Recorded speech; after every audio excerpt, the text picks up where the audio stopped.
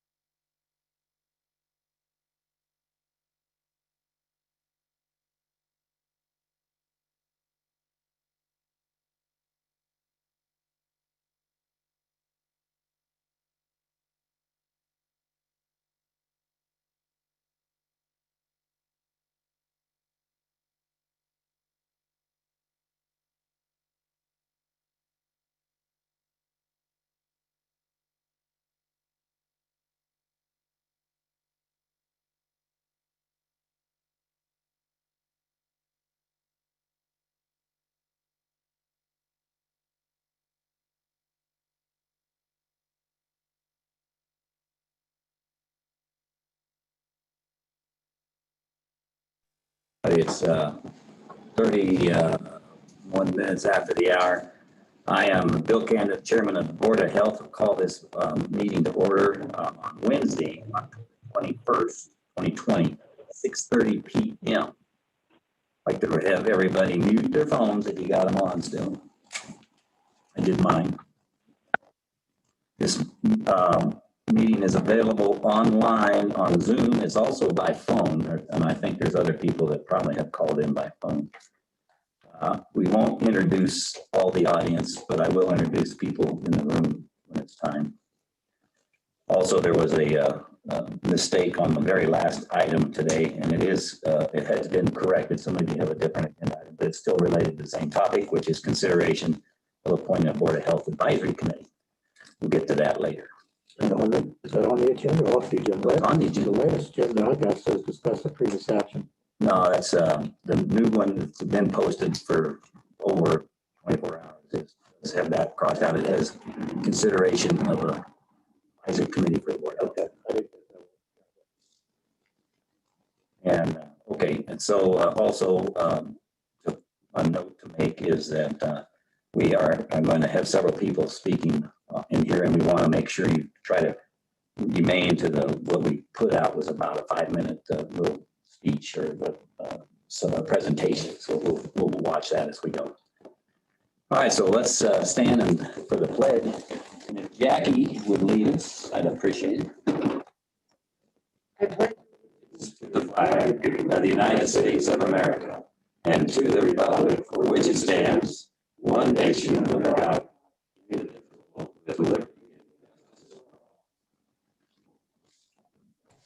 Okay, would our secretary please do the roll call? Roll call for the Board of Health. Chairman Kanda. Present. Tom Flower. Present. Jay Prince. Yeah. Dr. Cliff Brown. Present. And John Evans. Present. All right, thank you. In the room with us today is Jackie Hobby, our sanitarian, our OEM director, Adrian Washington, and we have Dr. Larson who will be presenting later on. And we've got a couple outside as well. We've got Matt Miles and Jordan Hedberg. And the rest of the audience is, if you, when there's public time to speak, introduce yourself. And if I don't hear you, I'm going to stop you and we'll ask you who you are so we get a record of who's talking and who's out there. All right. Excuse me, gentlemen, Peggy Collins, Yeah. we can't hear you. There's too much static. Okay, let me find Vern because he's right here. Vern, come on, buddy. Thank you, Peggy, for bringing that up because we thought we had beat that rap. Is there more than just you that can't hear? Do we know? Anybody else that's having an issue? We need to know. Yeah, I This can't is hear you. Ann I can't hear you Barker. either. We have the same problem. We can hear each other fine, but you guys are under a lot of static. So he's going to cancel you out and we're going to start again somehow. Wait, you just came through clear, Bill. Okay, You just came through clear that time. Are we good now? He reset it. Can you hear us now? Much better, thank you. Anybody that's really having a problem? Thank you. Thank you. Good. Thank you for letting us know. That's important. It's important for the public to be here, to hear and comment. That's by law. So thank you for letting us know. Okay, any amendments that we know of today, Jay? I don't have any.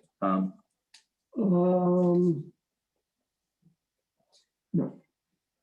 I have none.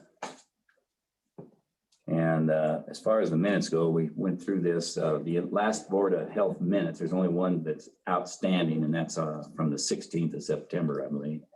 And they are not here. They're not ready. Is that right, Dr. Brown? So we'll skip that for now. Okay, let's move into reports. Do we have anything from Board of Health that want to mention anything? I don't have anything. Tom? Well, I do. I wanted to bring up a couple things. Number one, what is going to be our timetable to find a secretary? Good question. We've got a secretary that's willing to be here, but he is on borrowed time. And so we need to get asking for volunteers. It's a volunteer position. In lieu of that, by the statute, Dr. Brown can act as the secretary also. So we probably, I guess we need to put out a notice really on all the media to look for a volunteer secretary for the Board of Health.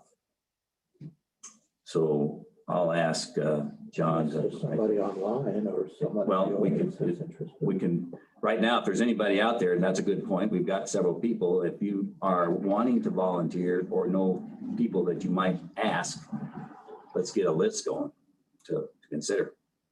Anybody out there aching to be the secretary of this board? Peggy Collins, I'll do it. Okay, there's one volunteer there. Good. Anybody else?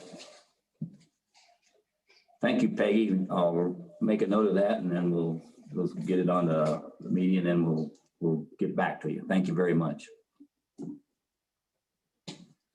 Okay, anything you hit it? Yeah, I would suggest we go through, posting that Mhm. position and, of course, keep Miss Collins in the loop of what's going on. Sure. She's volunteered to be considered. Then I wondered when we are going to have another Board of Health meeting. Do we have I think some probably idea? not yet, but I think we're going to be required to after some of the items we're going to talk about tonight. So I think we ought to look at it. I don't want to do it on I think we have an opportunity on the 5th. Is it the 5th we're going to be together? On those 2 days are staff reports and they're not quite as busy. We could do it in the afternoon on one of those 2 days. We could set that aside for now. Yeah, I'm not available on the afternoon of the 6th. Jay, Look real quick. I'm good on either afternoon. Cliff, Dr. Brown. I can make time. Well, on Friday the 6th, we have a budget hearing with the Right. sheriff, so we'd have to do it On somewhere the 7th. there after that. 7th is Saturday. Oh, excuse me, on the 5th. I'm fine on the 5th. Tom, you said, Yeah. let's do it on the 5th for now. Just block it 1 o'clock. at 9, at 1, right? Yeah. Yeah, shoot, there's no executive session after that EOCC meeting. is there? That I know of. Okay, we'll set it for 1 o'clock for now. And then the other thing I wanted to have a discussion about is the variable message boards, the messaging schedule, who's going to make that determination? Do we have a schedule for that or? I think we ought to have a discussion on it. And I think they've got some messages that proposed and we can take a look at those, modify them, but we need to have a look at them. Why can't we do it in that meeting? I don't know why we couldn't. Let's just make that an agenda Put item. that on the agenda. Mhm. Mhm. Okay. If there's anything else, we can talk about it at the end of the meeting as well. Right. Yeah, my only other thing was a question about the minutes on the 16th, and you've indicated we don't have those. That's Right. all I have. Okay, good. Okay, Dr. Brown, you're up. You can talk, first of all, the status and then other items that you see necessary, and then we'll get into the other. Yes, sir. We have a number of people still having gone through testing that we have not received the test Okay, results now back. stop just for a second. Can you hear him out there? Oh, yes. Can you hear Yes. him online? Yes. Okay, good. Go ahead. Keep the volume up. Okay. Difficult. We do not have more than 2 people currently, and one goes off of the status of being in isolation as of Friday. He is symptom-free, always has been, but he will be off of his 2 weeks. on So what does that Friday. mean? There's no positive cases pending at all? We have one other, so he's one. The other one will be off of status, I believe, a week from Friday, or a week from Thursday, excuse me. So those are our only 2. They are isolated. Their families have quarantined. And so we have no active cases as of today. Good. Nothing was reported from the Thursday or the previous Tuesday. All of those were negatives. So we're doing quite well compared to all of the counties around us, particularly Pueblo and Fremont. The 2 of them Fremont because of the penal system. And there's been a major outbreak. In fact, the National Guard teams were called in to do the testing there because it just overwhelmed the capabilities that they have. But they're isolated and quarantined. They're just a little bit, yes, sir. Some of them are extremely isolated. And Got a question here. yes, I'm sorry. If I may, sorry, I don't mean to interrupt you, but since we're talking about cases, I'll take this so you can hear better. It was reported that there was a case within the sheriff's office. Has that person now tested negative? No, that person is from Canyon City, so they're from Fremont. So they don't count? They don't count for us, no. Her husband works for the penal system. And she is not doing real well right now. So that's a serious case of high concern, but it does not count on us, and it was not picked up here. It was picked up elsewhere and brought here. And that's why I commented that we have the majority of the sheriff's office individuals have been tested and have come back negative. So we don't have any positives from that particular situation against us because that was picked up and brought in and then taken home. Okay. Just out of curiosity, how many people, I mean, is this fairly common that we have COVID cases in Custer County, but it doesn't count? You don't report it because they're somewhere else? Yeah, if they're not residents here, if they just come in, visit from Texas or from any place else, and they are from someplace else, yes, they are counted in their county wherever they are a resident. So we've had people from Oklahoma, from Florida, from all over the place. One of them that was counted against us was from Custer, but not Custer County. It was Custer, South Dakota, which is a town. So, I mean, things have been all over the place in the reporting, and it has in the past been an excellent reporting system. There have been some flukes recently. I have a question. Can you hear me? What happened?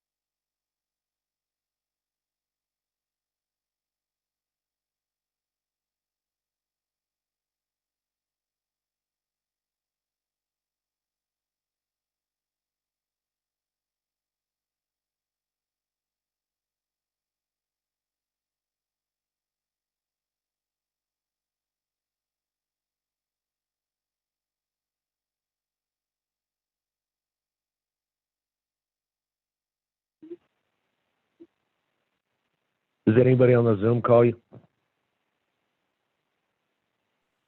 Hello. Hey guys, this is, if the commissioners, if you guys are talking, I don't know, I can't hear you. I'm not sure if anyone else can hear you. You might have muted the audience, maybe. This is Ann Barthrop, and we can't hear anything. It's because James Gilbert has Same. taken over the thing. How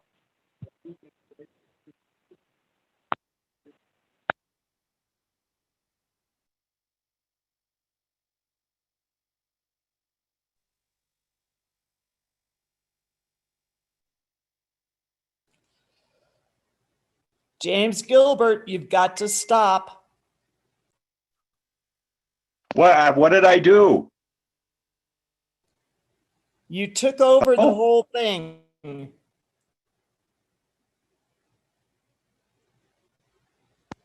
If you can hear me.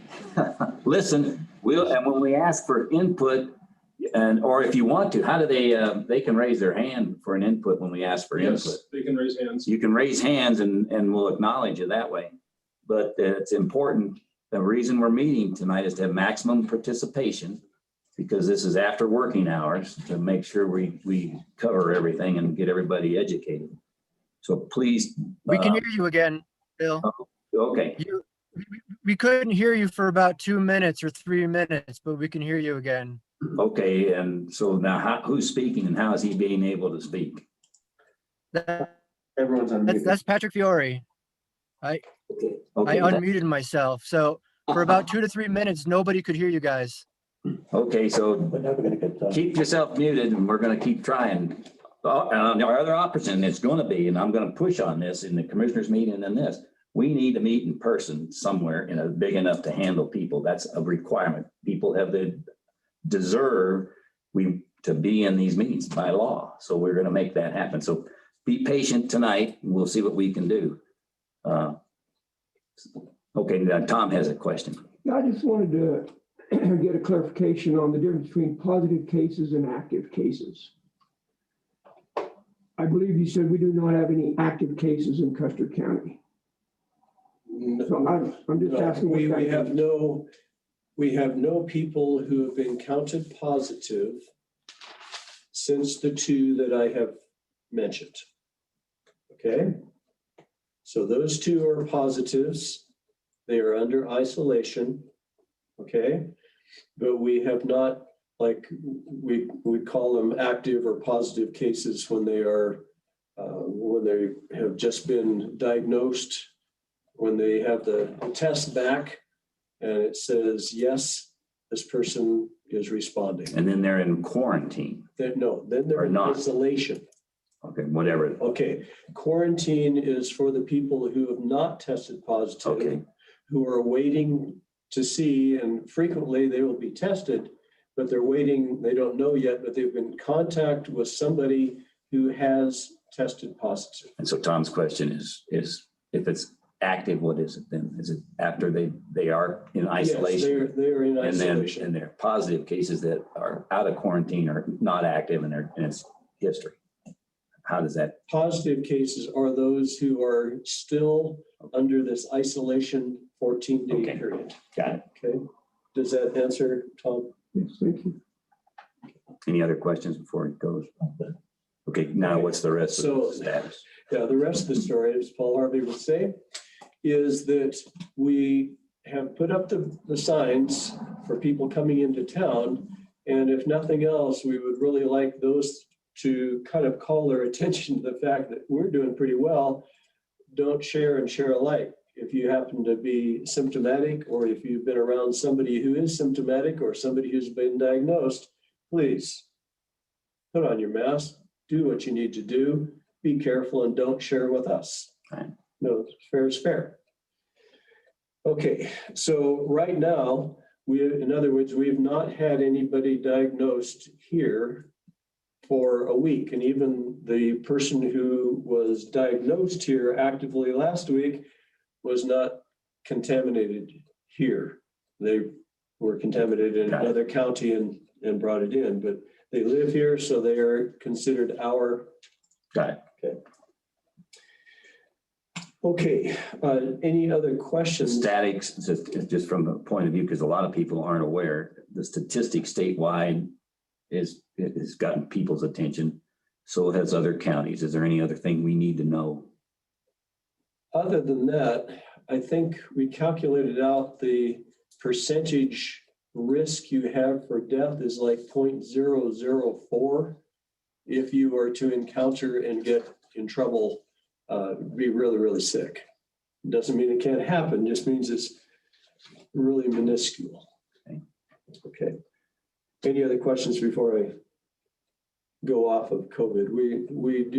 The state has very kindly and efficaciously volunteered that when tracking investigation and tracing and all the contacts and all these things, I've said, we don't have the people to do it. And let's continue on just exactly the way you're doing it. So you guys are doing a great job. They have a good system. And they do well. Okay. In this, I wanted to mention that, as you all know, that our immunization nurse is retiring on the 30th of December. So we do have Sherry Wyatt, who is a very experienced nurse. She is excellent community, well-known. She has held everything from emergency department positions to online for the last 4 or 5 years, where she handles and manages all sorts of cases. So she is highly qualified, was highly recommended by all our staff. They said she's great, and from everything that I see from her resume, she absolutely is. If you'd like to look at her resume and she gives permission, I'd be more than happy to show it to you. Sounds like you know her, Jay. I know her well, and I highly recommend her. You made a very good choice. She's great. Okay, good. Start date, Start date is next week. November, 5, eh? November the, I can give that to you. I can get that for okay, you. no problem. She wanted the week between the time that she actually quit her job. So we gave her 2 weeks, and then she won that week, so we gave her a week, so she wouldn't run away. Okay, so we have, as you know, as the commissioners know, we have consolidated some positions, some part-time positions to make one full-time position, and she is the full-time position. Plus, we have one remaining 1 day a week part-time position. We also have several volunteers, 4 volunteers that I, off the top of my head, that are doing a good job for us. They're helping Beth Green a lot when we have our drive-through, and we've set up the drive-through with COVID in mind and all other viruses in mind. Really, why put people inside? Why not leave them outside and let us go out to them? It's safer for everybody. you're outside. Outside, yeah, they just drive by the back. That'll work until the rain comes and it's. Well, yeah, I got a flu shot. I think it was Friday, drive-through, Oh, you didn't? piece of cake. Everybody was wonderful. Great. that's because we gave him his ice cream cone when he came through. You got that for the kids too? Yeah, Yeah, I got a happy face Band-Aid Yeah. because I was crying.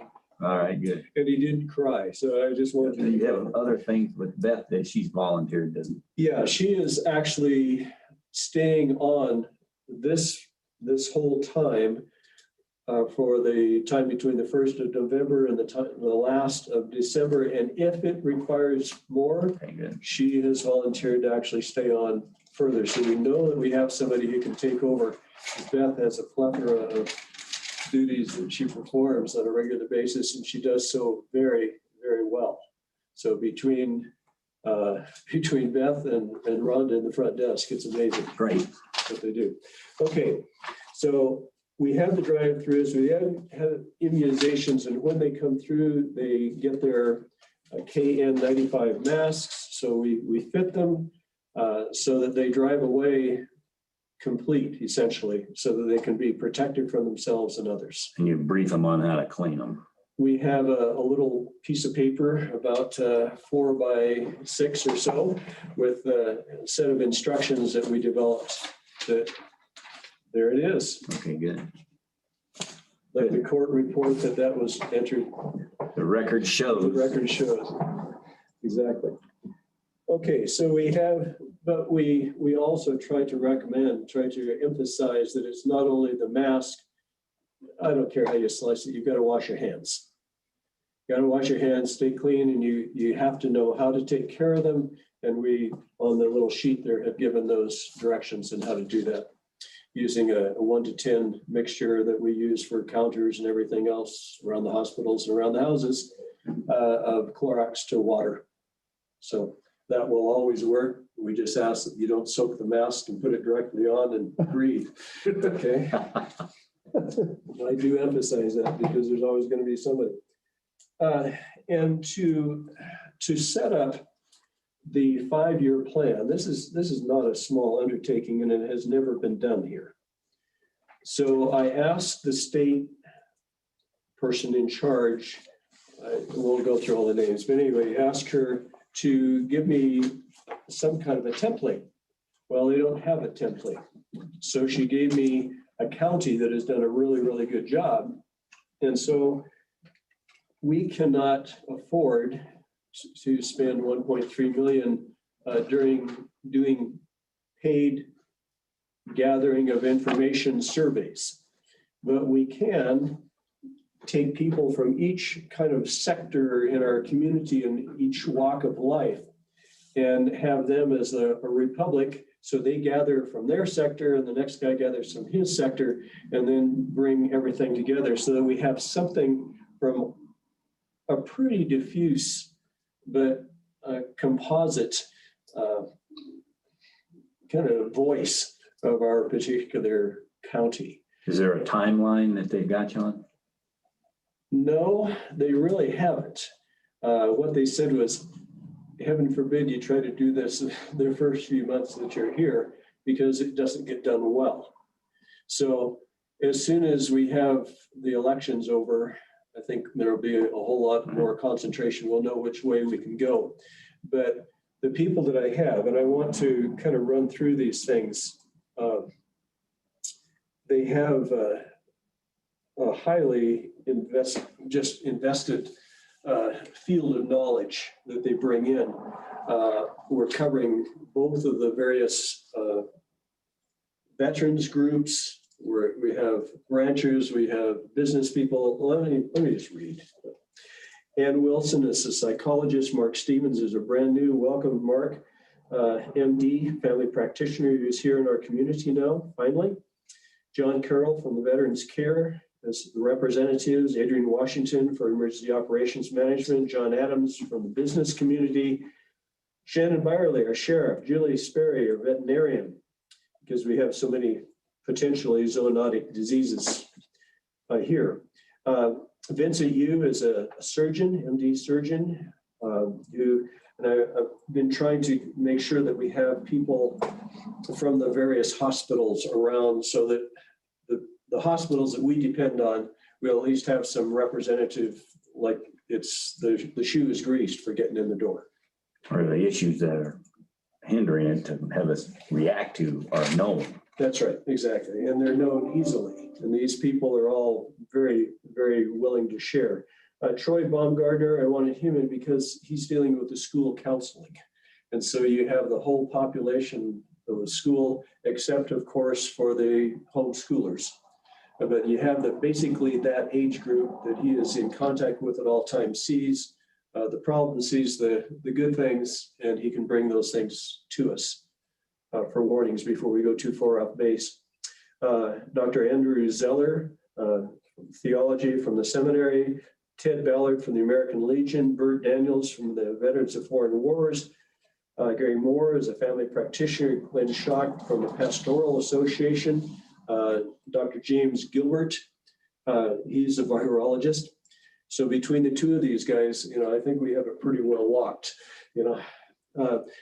Robert Larson, who we have here, our internist and virologist, and Bob Hollingsworth from the USMC General, Matt Miles, who's a rancher here in the county, has been for a long time. Elizabeth Green, I asked her and she kindly agreed so that if we have any kind of immunization problems that come up, we don't have to depend strictly on Sherry. We have Beth to talk to us, to give us advice also. And Patrick Fiore, a PhD in substance abuse. So I think we have most of the areas covered, but this is not in stone. Anybody who has something to offer, who feels that they have a problem that is not being voiced, I want to hear from them. Because if I can't hear from them, then I can't give what they say to you so that you have the advice so you can make your decisions on an informed basis. And I want to point out, this is for public as well. You said it's not in stone, and so if there are other expertise, and it depends on the emergency. If it's a fire, that requires a different group of experts to be giving us advice. And also, we have the option as the Board of Health to vet volunteers to make sure they are what we think they are purporting to be. Yes, sir. Or ask for other options for us to consider. And you're going to put together, part of your plan is how you present those options to us, I assume. Yes, sir. That's at least by statute, those rules are our rules, the board's rules. Yes, and what I wanted to do is kind of cherry pick depending on the difficulty that is the challenge, that is before you guys as commissioners, what we need to hear to be able to give you a pretty full scope of information. And all the options you consider, we need That's to right. understand. That's right. And know what you guys did. Because we may want to come up with a consolidation and a consensus of some other compromise. Might be best. So each person here is chosen and listed. They all bring advanced levels of experience and expertise to the table that will allow a balanced discussion over a very broad variety of topics, concerns, and threats that arise within Custer County. Consideration of this magnitude involves such divergent backgrounds. It will also hopefully demonstrate to the county residents that different approaches can be combined creatively, even when people on the surface tend to disagree. It doesn't have to be a fight. We can come together as citizens and work through problems together. Yes, sir. So I want a quick question. There are expertise that we don't have locally. And I understand, and this is just I don't know this for truth, but is it our virologist? Virologist, yes. Is not even in the state? No, this is. That's what I thought. Now, Yes, who is and who is the one from Maryland that? Oh, she's in charge of our county. Yeah, she's actually in Florida. Odd. Yeah, it's a little bit of a drive to get here from Florida to take a look. But she does very well. We fill her in as best we can, and anything that explodes, like if we have an outbreak or potential outbreak, like with our sheriff's department, exposure, she was on it immediately. And yes, sir. Well, I want to I'm ask the sorry. chairman a question. I didn't mean I'm to sorry. chop. Go ahead. So what is the procedure for having advisors to the public health director? Is that, and this is just a question, is that his authority to pick whomever he likes to be on his advisory group? Or is that something that the three of us? It's something the three of us determine as he selects it. We're dependent on his expertise and contacts to go out and bring people to us to consider. And it's our rules. And I brought up the statute because I was concerned about that too. He does not have the authority just to go off and get people and then tell us, here's what we're going to do. It's our rules. And that's clearly stated here. We have state rules and laws, and we have our laws, ordinances, and rules as well. So one of our rules, and that's something we can adjust as we go along with time, is how do we, when he comes to us in an emergency and he brings a team that says, here's what we've got, we can vet that. We can ask for more. We can, he can go out and get other people to come in, but that's by law. And the reason, and that's for each, when they set the public health agencies up, they wanted to make sure that there was consistency between counties so that as things were passed down, it was consistent and was easier to be more efficient. So if I may ask, we need to do that. Yeah. So the list that you brought us, and I agree with you, it's a very impressive list. That is suggested folks to be on the public health advisory group. Is that what you? Yes, sir. And everything that I bring to you, suggestions. I don't have any power, authority, or whatever. You have a lot of power. You're the director of public health. I'm not arguing with you. You hired a terrific nurse to help you, and we didn't get involved in that. I mean, Excuse me, Peggy Collins. Jay, we can't hear what you're saying. well, Why don't you listen, speak a little louder than? can't help it.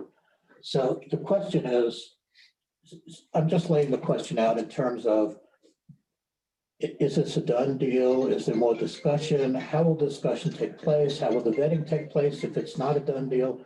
I mean, I truly don't have a big problem. If Dr. Brown wants to have people advising him to help him do a better job, I mean, who am I to say don't do that, of course? Well, it is. I'm just questioning the procedure and Sure. how this is supposed to work. And that's something that we can tailor ourselves. That's by the statute. We can do that, Jay. And so right now, the only thing that he's just bringing it to us for the first time. We can vet him however we feel is appropriate. And what I would suggest, this is just a suggestion because we haven't had a chance to discuss it, and we can do this in a later time, is that per emergency. Now, right now, we're dealing with COVID. So we could concentrate on, from a COVID point of view, initially, our process, and we can take a look at what he's got, would be concentrated on that and why. And we can discuss this exact list that he's got. I'm still in the macro, you're trying to get in the micro. Just From the macro view, ultimately, it'll come to the three of us as the Board of Health to determine, maybe I'll hear better if I do that. yeah, you should. To determine if we authorize this advisory Yes. committee. Is that correct? Yes, and Jay, it also comes to us if they have they want to do something. Let's say they want to isolate people and they want to run them down a canyon and do a certain procedure. I would expect he to come talk to the experts, come up with the different options, and have that recommendation. But we need, and I told a suggestion.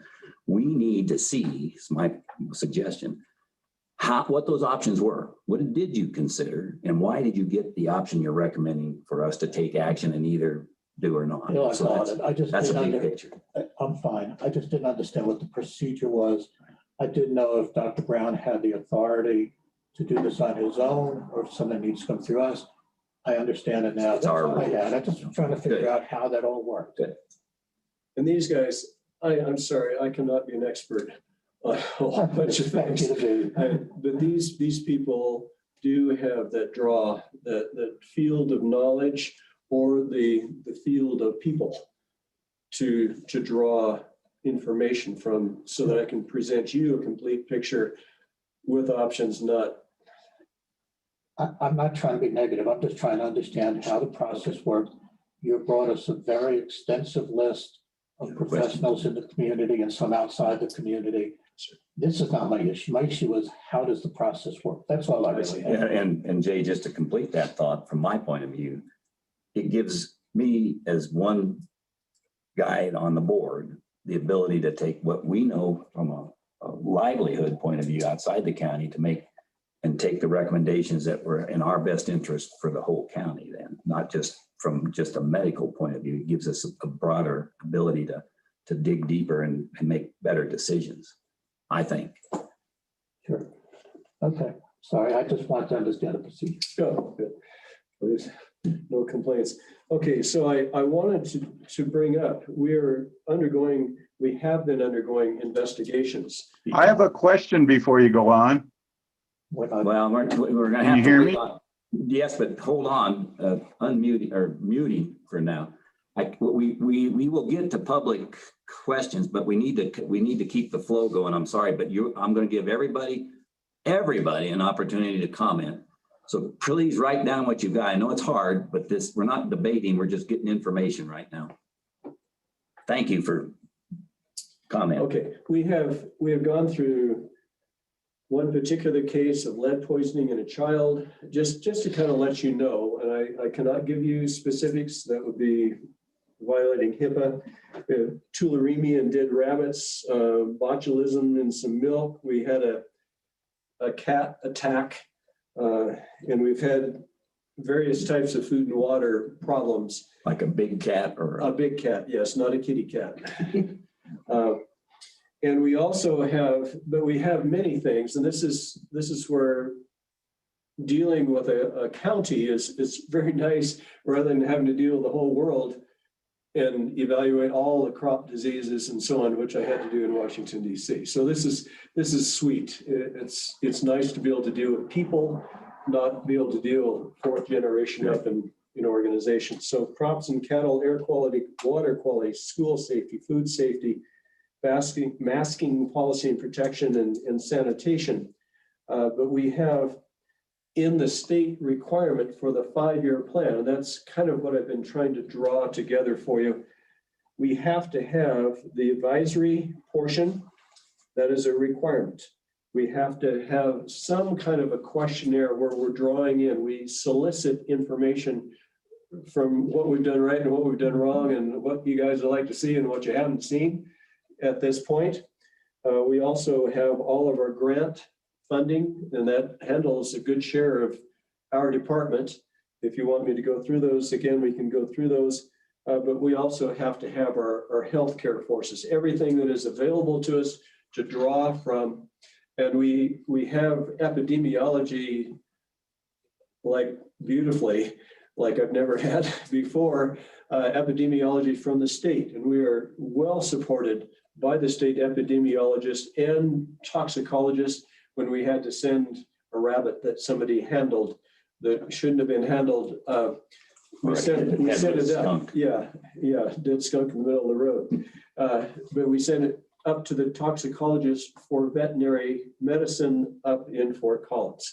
So we have all these resources that we draw from daily and discuss with. I swear I spend most of my day dealing with some of these people.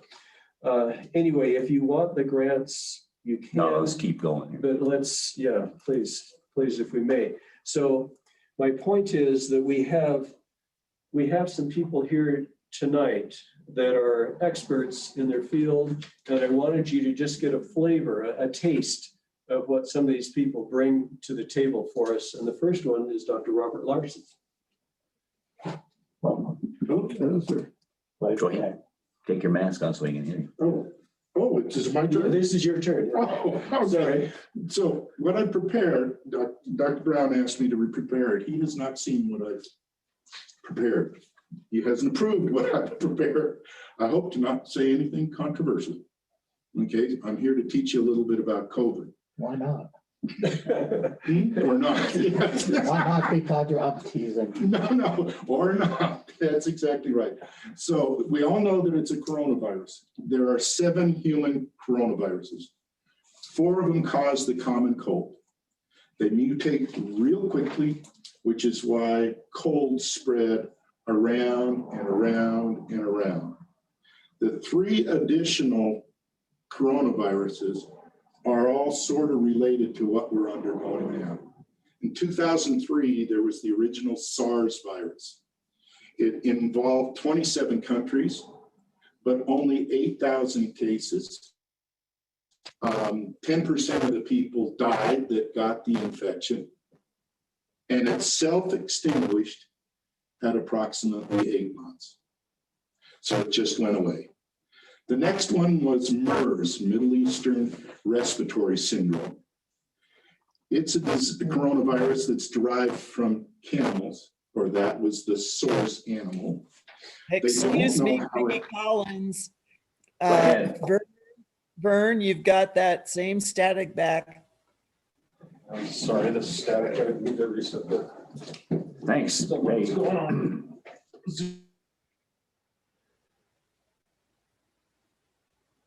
Not as many people. No, there's 36 people on here. Okay, we got 36 people on, but my point is we're not interfering with other organizations. Pressure on the internet. Can you hear better, Peggy? I can, thank you. I will keep going. All right, so we're talking about MERS, the Middle Eastern Respiratory Virus. That has been confined basically to the Middle East. There are only 2,500 cases, but it's an ongoing epidemic that has happened since 2012. It has a 35% mortality. And this was the first, well, it has a 35% mortality and it's ongoing. And then there's COVID, which currently in the state of Colorado has about 87,500 confirmed cases. It has about a 2.3% mortality here in the state of Colorado, although in truth, that estimate is probably substantially too high, and the mortality rate is probably 1/5 of that. And that's because mostly we're checking on symptomatic individuals, not asymptomatic individuals. And we know that there are asymptomatic individuals. They're not counted, is what you're saying. But they're not found. That's exactly right. We find some of them, but some of them we don't. Now, the transmission of these coronaviruses, the common cold is close contact. That's the hugging, the kissing, and touching contaminated surfaces. So that's close contact. SARS was the original one, was predominantly close contact with other people that had SARS.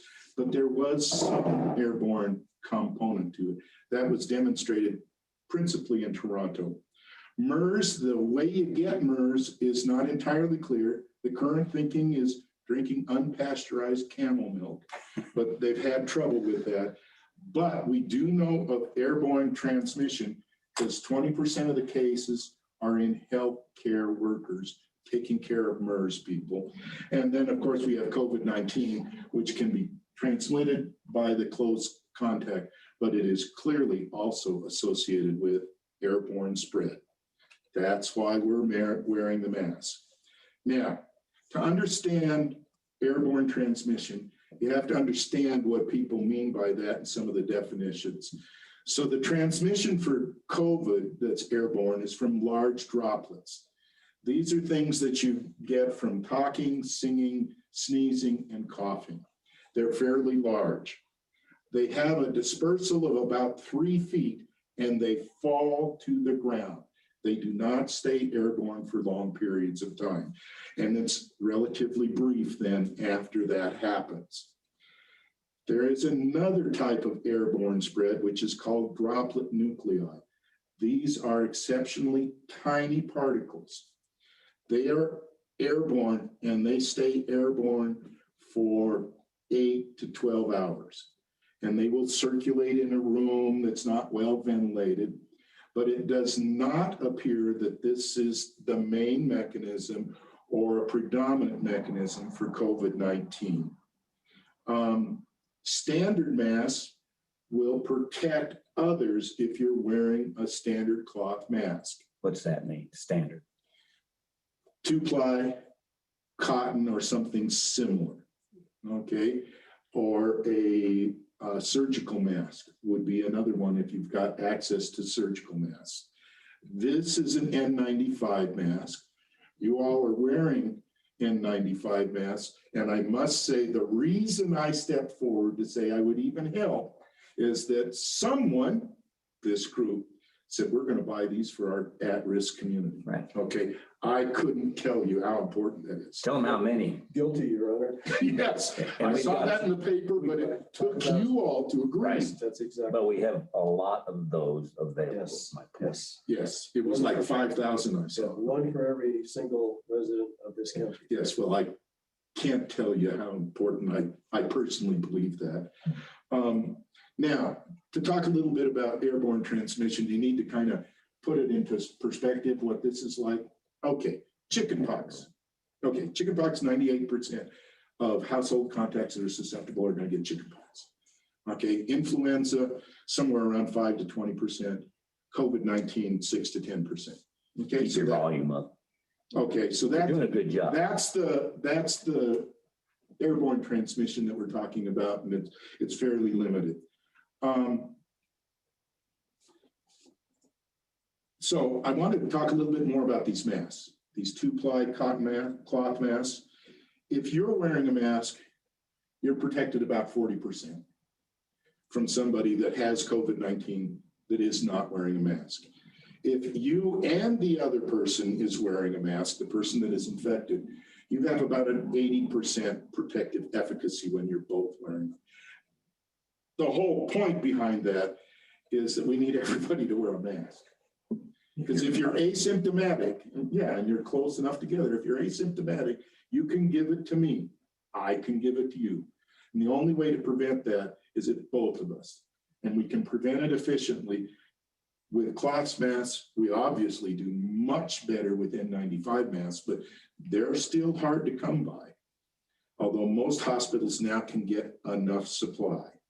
The KN95 is the same as the 3M95. The difference is the certification is done in China. It's not done by the United States. But the KN95s that we have are from the certified supplier. And there's only one in China, but we got it from them. Okay, so it was really good. The last thing is the gaiters. They don't really work. Gaiters, they're the. Yeah, I know what they are. Okay. I wear one occasionally. And what about them? They don't really work. They don't have the I need to filtration. figure that. They're a little too easy to blow the particles through. Some things that I wanted this group to know about vaccines. You're hearing a lot about vaccines. I know a lot about that process. It's unlikely we're going to have it before 2021. That's just the reality. These early reviews that they're doing, they're very unlikely to be successful because you have to have a huge difference between the placebo group and the vaccinated group, a huge difference. And when you're talking about 50 people or 80 people, you rarely have that. That's called the first interim analysis. They can do a second, they can do a third. Okay, so it's unlikely that I think we'll have it in 2020, but I do think it may happen in 2021.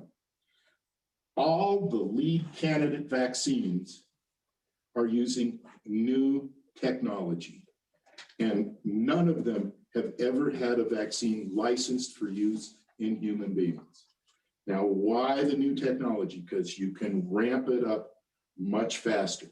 An example is we have to choose the influenza virus that's going to come around in soon. We have to choose that in March so we can grow enough of it to make a vaccine and have it ready by September or October. There will be limited supplies of the vaccine when it first comes out. Massachusetts has built their plan around receiving 20,000 to 60,000 doses.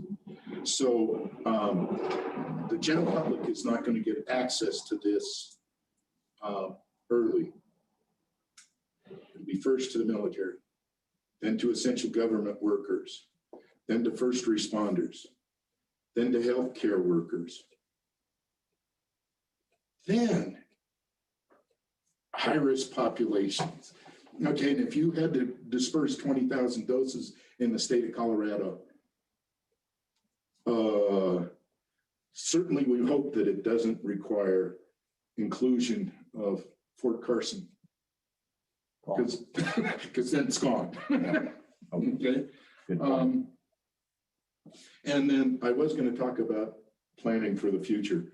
But I'm not going to. This is exactly what I wanted to talk about. Now, a little bit about myself. He has my curriculum vitae. I was born and raised in Colorado, went to Colorado College, then off to St. Louis at Washington University School of Medicine, then did my internal medicine at USC LA County Hospital, did an infectious disease fellowship at the University of Utah, and then came back to LA County USC Medical Center and was a faculty member for 34 years. I ran the medical quarantine unit, which was an inpatient unit for airborne quarantine, and the exotic disease outpatient clinic, which was also a public health clinic.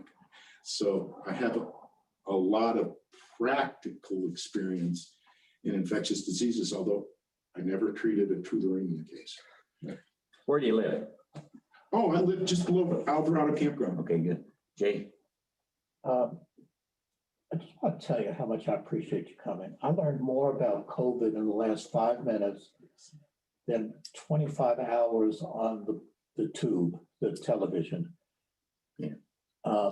And I just want to tell you how much I appreciate you spending your time with us and helping us out. Good job. Yeah. And he walked in. I walked in and volunteered, and then I ran into this guy when I came So for he grabbed you by the neck and drug you in, didn't he? Well, he said, hey, it sounds like you might have something like I might need at some point in time. That's great. So both of them actually have my curriculum vitae, so they can forward it to Yeah, you. please do. Thank you very much. Thank you very much. Good job. Robert, wow. Who's up next? Okay, the next victim. We have Patrick. Patrick, can you hear us? We need to, you can unmute, but nobody else can. We're kind of going out of, we're not following. I can Well, he started it. I can hear you.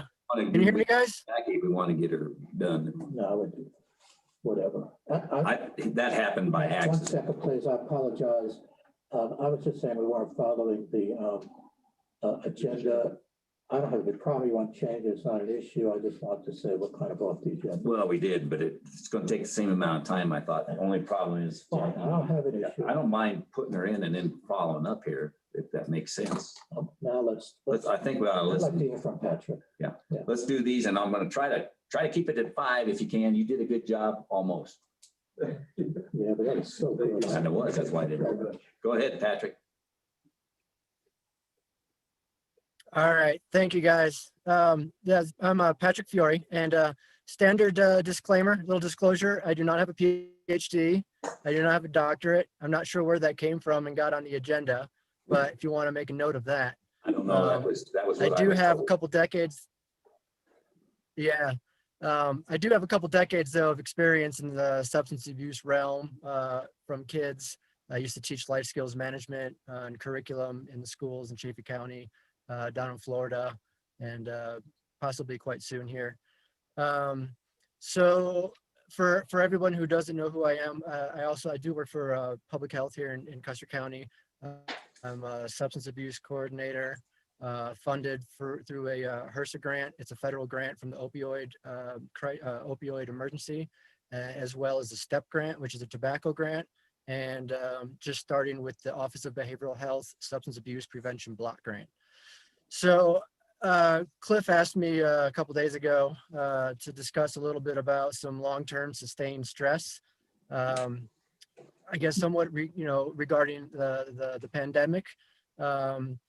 So what I kind of am going to talk about a little bit is long-term kind of chronic stress, AKA burnout. So everyone endures stress at some point in time, whether it's short-term stress or in this case, long-term stress. I'm sure everyone in the last, what has it been, 9 months now, is not kind of feeling how they were feeling back in January. So I'll try to explain a little bit about what to be aware of, what to notice in yourself and others, your family members or friends, what you can do to help cope with it in a healthy way. And then also have some resources that I wanted to share, but I do not see a chat box. Is there any way, Vern, for a chat box that I can put in some websites for people to check out later? Or I could just say them. Vernon, you out there? Yeah. I think there is. We can ask Vern. Vern, he wants to know if there's a way to put a checkbox in to get a website. Chat box, I mean. A chat box? Chat. Yeah, we The don't chat have a- box. I do Yeah, not so I could have type in a something. function on it. No, like you can't do it. I probably. Best to do that in a Facebook format. We can put it on the Facebook. We can also put it on the webpage. Yeah, let's do that and do the public health. Okay, thanks. All right. Sure. So, just knowing where you're at personally and kind of how to take care of yourself and others, more importantly, yourself comes first. You got to take care of yourself before you can even take care of someone else. So if you're not healthy with your own stress levels, if your own cortisol levels are off the charts, it's very difficult to help someone else. So you really kind of selfishly have to focus on yourself. It's important because long-term stress and chronic stress can cause, psychological, physiological, and social issues within your life and yourself. So I don't really want to go into all the symptoms. I know pretty much everyone here knows what most symptoms are with stress, from irritability to memory loss, anxiety, depression, your socialness. You might want to distance yourself more. You might want to be by yourself more often. Your physiological, your cortisol levels is the hormone in your body that actually excels and goes high when your stress levels go up. And that can cause a loss of sleep. Your appetite can go both up and down. You can both stop eating, and then you can also eat in excess too much and gain weight. And you can accelerate your aging, your wrinkles, even dental symptoms. You can grind your teeth so much at night when you don't even aware of it that that can also cause headaches and some dental issues. So a couple ways that you want to find out if you know that you have some signs and symptoms, some physiological signs. You may have some acne, your headaches. You might have you might get sick often. Your immune system kind of goes down, so you might get the flu or other kind of colds more often. A lot more decreased energy. Your changes in libido and your diet change, sweating. And one important thing in my field is that you may have an increased or a new drug and alcohol or tobacco use. So if you don't smoke and you started smoking all of a sudden within the last few months, you might attribute that. If you normally smoke a pack a day and then all of a sudden you realize you're smoking 2 packs a day, That's something to, take notice of and be aware of. And obviously your drug and alcohol. If you used to drink a 6-pack of beer a week or something like that, and now you're drinking, a half gallon of whiskey a week, that's a big change, and other people are going to start to notice that too. So what I kind of want to focus on here is some coping skills. So coping is basically how you address the stresses that you have, how you're going to try to squash that and eliminate that and get yourself to feel better. There's both positive and negative coping skills, obviously. So we don't want to focus on the negative. The negative is obviously drug and alcohol and tobacco and other substances, things that can make you feel good instantly. You don't have to do anything, but they make you feel much, much worse afterwards and later on. So kind of depending on what the stressor is, if it's, your kids are driving you crazy, or something that's kind of short term, there's one way to deal with that. But if it's like this long-term ongoing pandemic, or everything associated with the pandemic, if you lost your job, if you lost hours in your job, if your kids are no longer in school and they're working from home, or they're going to school home now, there's some long-term stresses. If you can try to stop the stress, that's the easy way out. If you can stop it, but most often, frequently, you can't just stop whatever's stressing you. So when you can't stop it, don't ignore it. Don't just sweep it under a rug and act like it's not there, because it'll always be there and it'll come back even tenfold and worse. So be well aware of it and acknowledge it and know that it's there and understand what it is exactly. Be open to yourself, be honest with yourself, be open with your family or your friends or whoever you're with. Communicate it, tell someone that you are feeling stressed, and someone hopefully will be able to help you and talk with you and listen to you. Try not to fix your problems, but just listen. So some other techniques, I know a lot of you have probably heard about breathing. Like, well, how can breathing help me de-stress a little bit? I breathe 1,000 times a day, every day, no matter what. So of course I'm going to breathe. It's more mindful breathing. It's breathing in deep, holding it in, and then exhaling it, and feeling that. And try to breathe using your belly, using your stomach. So if you see your stomach expand and contract, that's the deep breathing, not your chest. So try to breathe deeply and mindfully. Count the breaths up to maybe 10 times. Try to leave that stressful situation if it's something short term, and try to go to a calming environment, whether it's another room, like a calm room, without a TV or something like that, to try to relax. If you don't have a room that you can go to relax, maybe go outside. If you have some space, go for a little walk, get some fresh air. Sunshine does magic to people's emotions. If there's a certain place that you like to go for the scenery, the sunsets have been amazing the last couple of days. And then also, listen to certain types of music. For myself, if I get stressed out, I like to watch Bob Ross paint. It's just something that's very relaxing about him. Yeah, he's still alive. He's gonna live forever. Not. No, he died in the 90s. I know he did. That's colon, I think pancreatic. Yeah, I love Bob Ross. He's so calming. Okay, we're gonna have to hustle up. And there's different types of. All right, so there's different, like there's emotionally focused. You can do humor and play and fun. If you have kids, try to get your kids to work out in the field with you. If you're in agriculture, try to be more engaged in your kids' lives too. Try to be doing as much, what they like to do. So if your kids like to play games, try to play games with them. Do board games at home, and also try to have a structure in your life, time management. Have a sleep schedule. So when we sleep and we go from night, just all different kinds of hours, that is very difficult. And try to set some limits and know when to say no. So if you're being asked too much at work, just know when to say no, and don't take on too much work, because that'll increase your stress. So some of the ways to check on your stressors, you can check out the cdc.gov/healthy living is a good one. Also on the coronavirus specific, there's the cdc.gov coronavirus. It's called Daily Life Coping and Managing Stress and Anxiety. And there's another one called Professional Quality of Life. It's a survey that you can take and answer some questions and kind of see where you're at with your stress levels. And then headspace.com is another great resource. So I'll try to list those and some more on our Facebook page probably by tomorrow or so. That's great. Thank you, Peter. Very good. Thank you very much. Okay, Adrian, you want to come up and talk loud up here? I just want to quickly speak about air quality. In September, we had some of the worst air quality I've ever seen here in Custer County.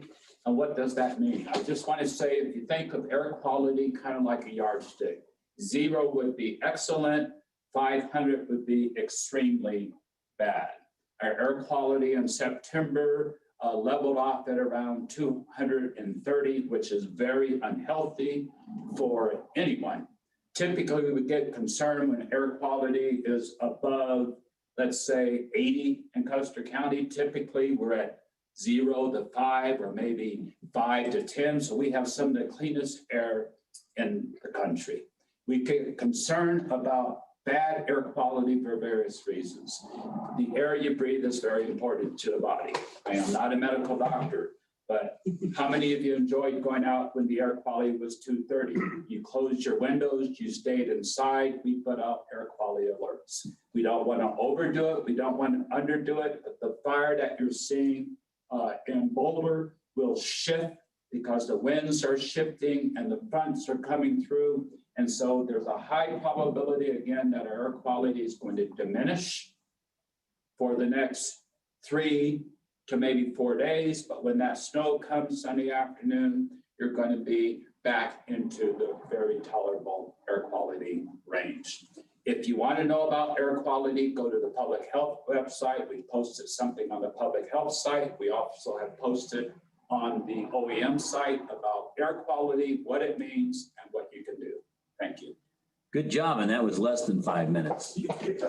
Thank you, pastors. Okay, now, right now, before I have Jackie present her report, if there's a question real quick on the COVID or on what Dr. Brown has presented, go ahead and let us know now. It's an opportunity now. Anybody unmuting out there? Yeah, I had a question. Go ahead. Who is this? James Gilbert. That's Dr. Gilbert. Go ahead. This is James Gilbert. Yeah, I'm one of the people that volunteered to help Dr. Brown out. And during the discussion, it became a little confusing to me what the roles and responsibilities are here. It was my understanding that Dr. Brown, as public health director, would be getting our advice to support his course of action in the case of an emergency. And I understood you guys were considering an advisory board for yourselves, which is still under discussion, I understand, as an advisory board to support your decisions on overall county policy. However, the discussion seemed to indicate that the public health director was going to be, how shall I say, subject to approval of the actions he decided to take as director. Is that an accurate reflection of the roles and responsibilities?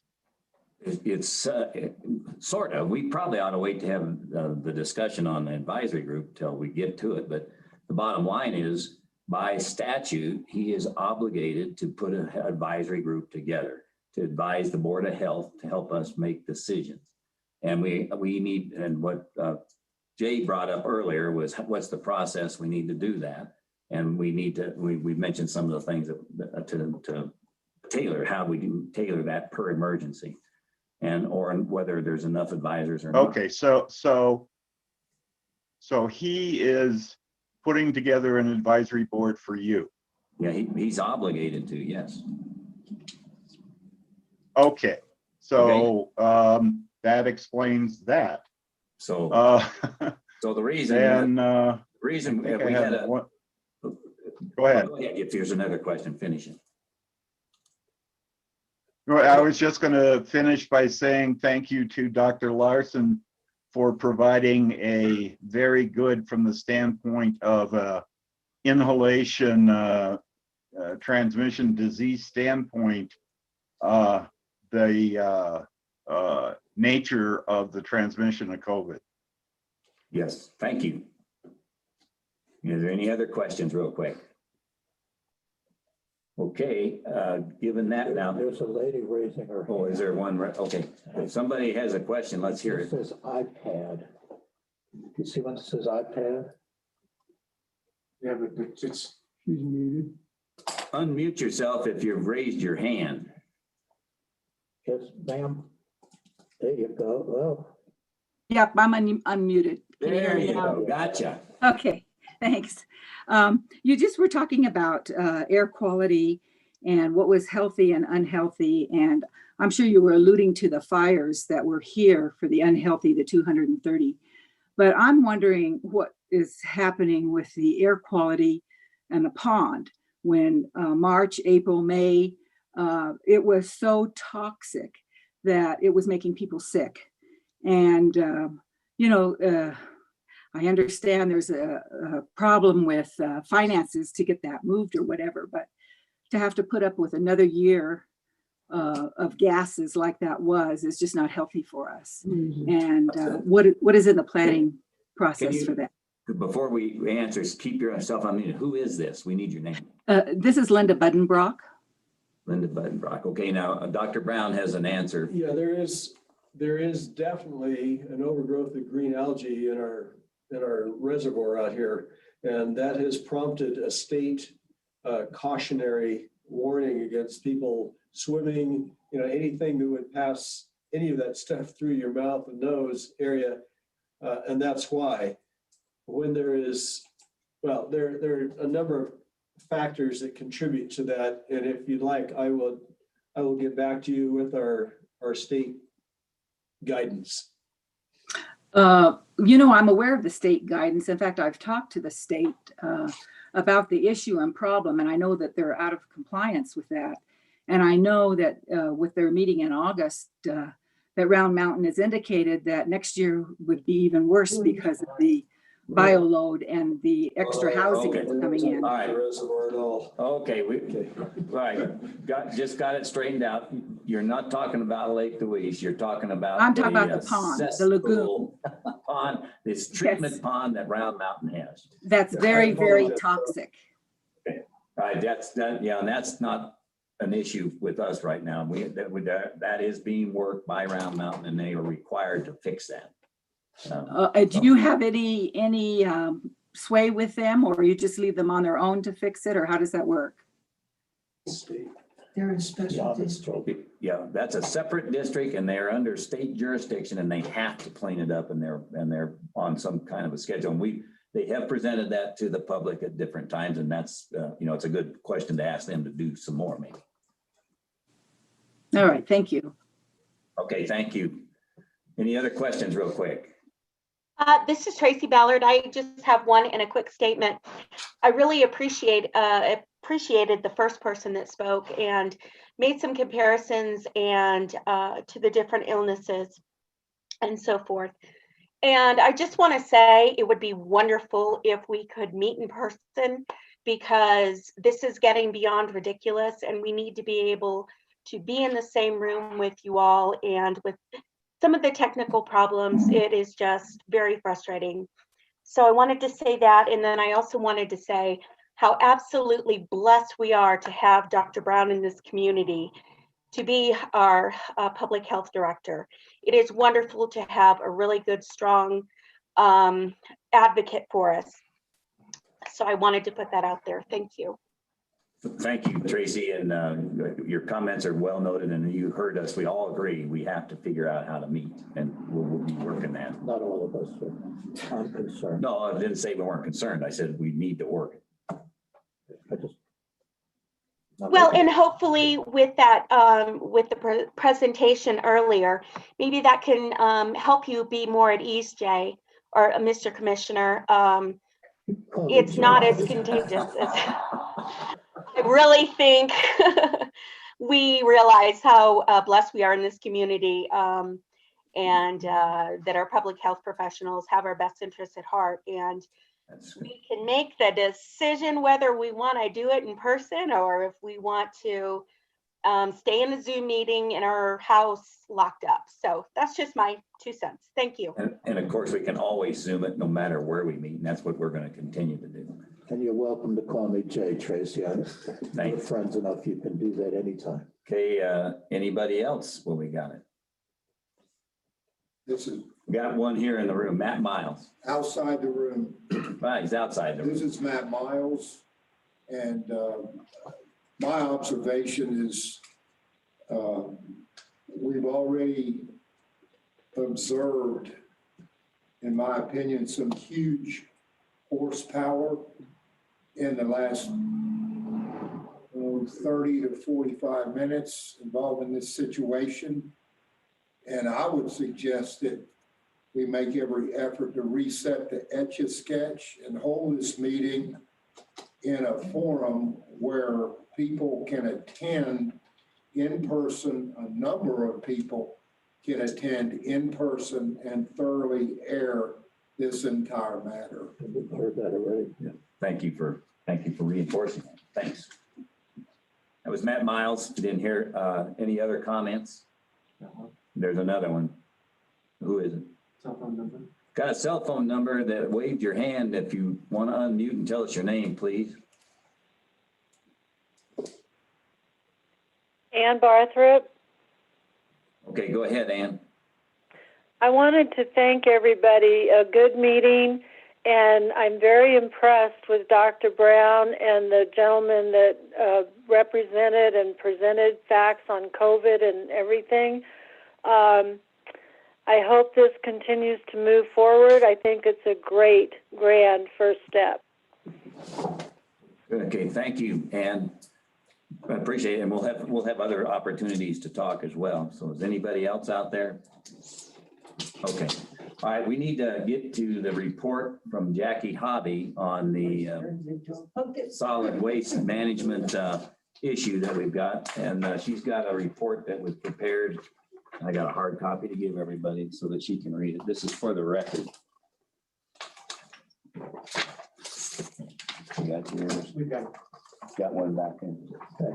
I made extra. Want one? We will do this, or do we? She's gonna read it. She has to read it. Okay, I am Jackie Hobby and I work in the planning and zoning office. I'm also the county sanitarian. I usually deal with solid waste. I inspect the septics, but I'm going to read you a report, and it's an investigative report. As you all know, there was a public announcement made in the newspaper, and this is to. I'm sorry, I need to interrupt you. Okay. Council's aware of this? Yes. Wrote it. Public notice put in the newspaper, and my investigation part is over. So to be transparent, I've come to this board with the facts that I know. And so I'm going to start with, on August 24th, 2020, the Custer County Planning and Zoning Office received an email from Troy Arnold, a criminal investigator for the Office of Colorado Attorney General. Mr. Arnold advised me that he had received a confidential tip that illegal dumping of animal byproducts, offal, hides, bones, heads, and other animal parts were occurring on the Livigan Ranch LLC in the southern part of Custer County.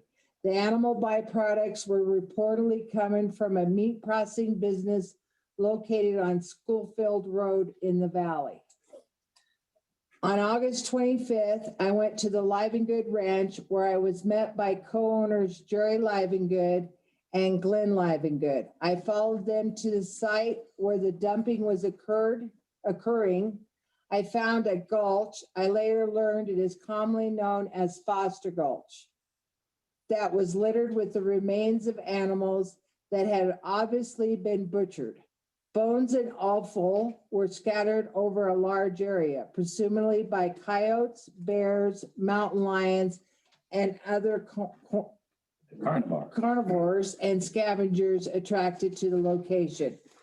Brianna Livengood, daughter of Jerry Livengood, was also at the site. She and her husband, John Evert, live in the cabin on the Livengood Ranch. Jerry lives in another location in Custer County, and Glenn lives in Pueblo County. Jerry and Brianna both admitted to me that they knew the illegal dumping had been taking place for some time. I then spoke to Henry Miller, the owner and operator of Westcliff Meats, LLC. He acknowledged that the animal parts found on the Livengood Ranch had come from his business. He provided a written statement that the dumping of the animal byproducts from his business had been taking place for 12 to 18 months, and that during this period of time, 80 to 90 loads, each weighing approximately 4,000 pounds, had been hauled in a dump trailer to the Livengood Ranch and dumped in a gulch. Henry Miller also told me that Jerry Livengood, Brianna Livengood, and John Evert were fully aware of the illegal dumping, and they had assisted in the operation. He said that at the beginning, one of his employees had hauled the loads to the Livengood Ranch, but then Brianna and John started coming to his place of business, hitching up the dump trailer filled with the animal byproducts and hauling the loads themselves. He also said Jerry Livengood accompanied his daughter a few occasions when John was not available to assist her. Henry Miller further reported that once a month, Brianna Livengood and John Evert would pick up a 55-gallon barrel from Westcliff Meats filled with animal hearts, livers, tongues, and intestines. Jerry Livengood confirmed that this was happening. I had received an anonymous tip that the contents of these barrels was being used by John Evert, who is a licensed outfitter to bait animals for hunting purposes, but I have no confirmation of this. The county attorney and I questioned Henry Miller at length as to whether he was paying Brianna and or the others to allow this illegal dumping to take place, or whether they were paying him for some reason. He was adamant that no money ever changed hands. He offered no explanation as to why the owners and occupants of Livengood Ranch would allow such a flagrant violation of public health laws of Colorado and land use regulations of Custer County to occur for such a length of time and at such a massive scale. Henry Miller agreed that his business would be responsible for cleaning up the dump site. To date, using large roll-off dumpsters from Pueblo, 17 loads of animal byproducts have been removed and hauled to a landfill in Pueblo County. That is an authorized to accept solid waste of this kind. The Custer County landfill does not accept solid waste. Mr. Miller has provided proof that these loads were in fact taken to the Pueblo County landfill and properly disposed of there. He has incurred an expense of approximately $35,000 to date for the cleanup. I have not been able to visit the site recently due to do any further investigation. The county attorney advised me that he had spoken to an attorney who said he was representing Jerry Livengood, Glenn Livengood, Brianna Livengood, and John Evert in this matter, and that he would not allow anybody onto the ranch property without a search warrant. I need to do a final inspection to make sure there has been complete compliance with the cleanup requirements. All water will need to be tested. The Navajo Nation owns the property to the east of the Livengood Ranch, and Foster Gulch runs through their property. I met with a representative of Navajo Nation near the fence line separating the two ranches. A large amount of hides, bones, skulls, and other animal parts had washed down Foster Gulch and onto the Navajo Nation's land. There is a possibility that the soil and nearby containment pond may have been contaminated. With the permission of the representative who accompanied me to the site, I took samples for testing. I do not have any results yet, as was the case near the dump site of the Live and Good Ranch.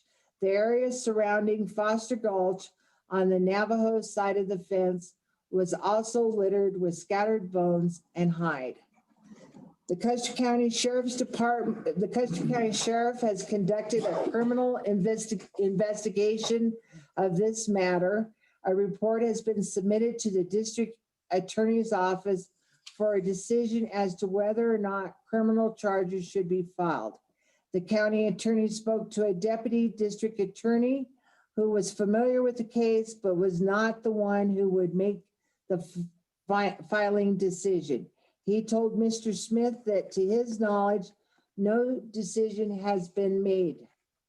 In addition to communicating with Troy Arnold from the Attorney General's office, I have also exchanged emails with Ed Smith, the unit leader of the Solid Waste Compliance Assurance Unit of CDPHE, and Joe Petrick, the Solid Waste Inspector for Custer County. Ed Smith explained that Solid Waste Authority in Colorado is shared between the state and the local jurisdiction, Custer County in this case. They're allowing me in my capacity as the county sanitarian to take the lead with respect to this matter. Joe Petrick is monitoring our handling of the situation here at the local level. Ed Smith said the Custer County has the authority to take appropriate enforcement action. And I'd like to submit this to the Board of Health this day, 21st of October, 2020, by Jacqueline Hobby. Okay, thank you, Jackie. And that was the public statement. And that without our attorney here, we can't, there's no other questions other than the status that will occur tonight. Any issues? I do have a question. Go ahead. So on the third page, the first complete paragraph starts out, Custer County Sheriff. Is it accurate to say the Custer County Sheriff has conducted an investigation, or the Custer County Sheriff's Department? The Custer County Sheriff did some, and then he transferred it to a deputy. Okay. So probably better to say the Sheriff's Department conducted the investigation, or no? Sheriff and his department, however you want to say. Yeah, the sheriff and his department. I think it's fine the way it sits. Okay. I do I feel differently, that's why I asked. It's fine. Anything else? Huh? Let me find it. So a lot of names in here, but then towards the end, we don't get many names. We get titles or let me see here. Deputy District Attorney, do you know who that was? No, sir. Okay. That would be with the sheriff's office. I'm sure Mr. Smith can tell us that, since he's the one that spoke to him, correct? The county attorney spoke to Deputy District Attorney? Yes. Yes.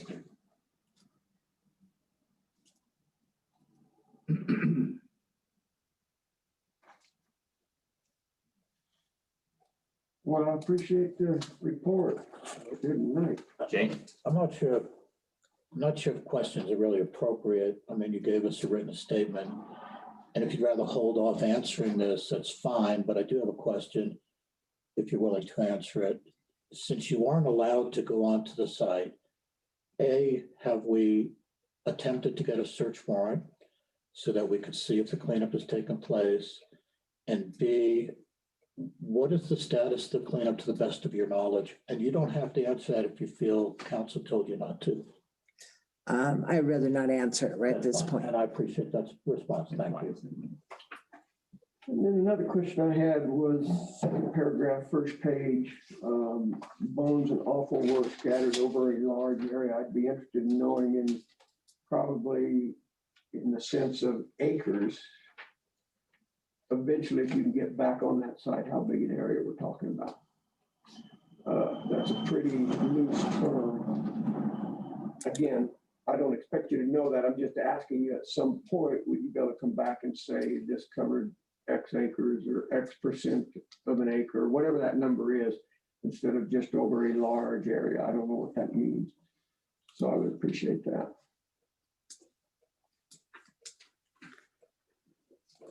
Noted. And does Brianna go by Livengood or Ebert? I believe that Brianna goes by Evert.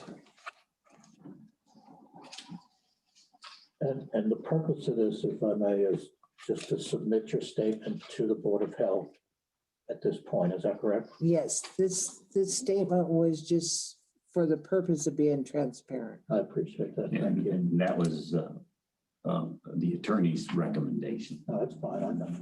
The transparency. At this point, this is another question you may not choose to answer, and I'm fine if you don't.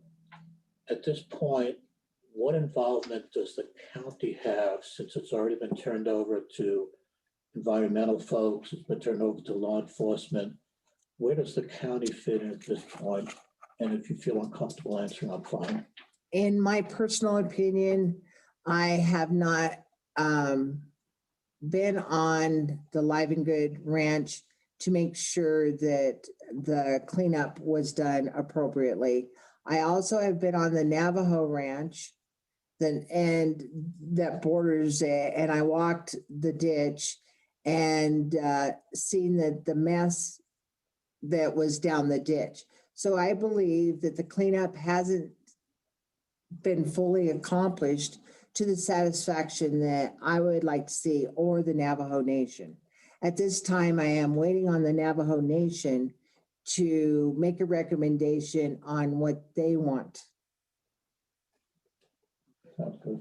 And from a county point of view, what you just said is we are obligated as a county health department and a sanitarian to ensure that the issue has been complied with.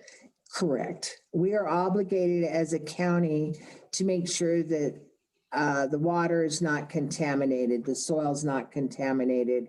There's a lot of other issues that will be in another report after the investigation is done on the Navajo side. Okay, thank you. Any other issues? Do you want to show a picture? Yeah.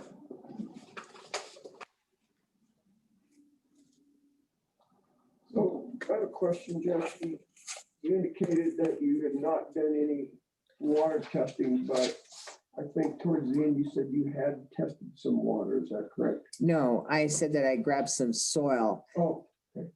The containment pond is another issue. It is sitting on the Navajo Nation ranch. The Navajo Nation has, how can I put this? Cooperated, and we are waiting for a report. The Navajo Nation has stated that they believe that in the containment pond is some blood. Is it full of water now? No, it's too big of a drought that we're experiencing right now to even see. I can see stained. Let me just put it this way. I can see the staining in the ground. Okay, I guess that was my confusion there. It said that possibly the soil and a nearby containment pond may have been contaminated. With permission, I took samples. I was assuming there was water in the containment pond. That is not the case. No, at one time there was water coming down the gulch, but not now. For flooding issues.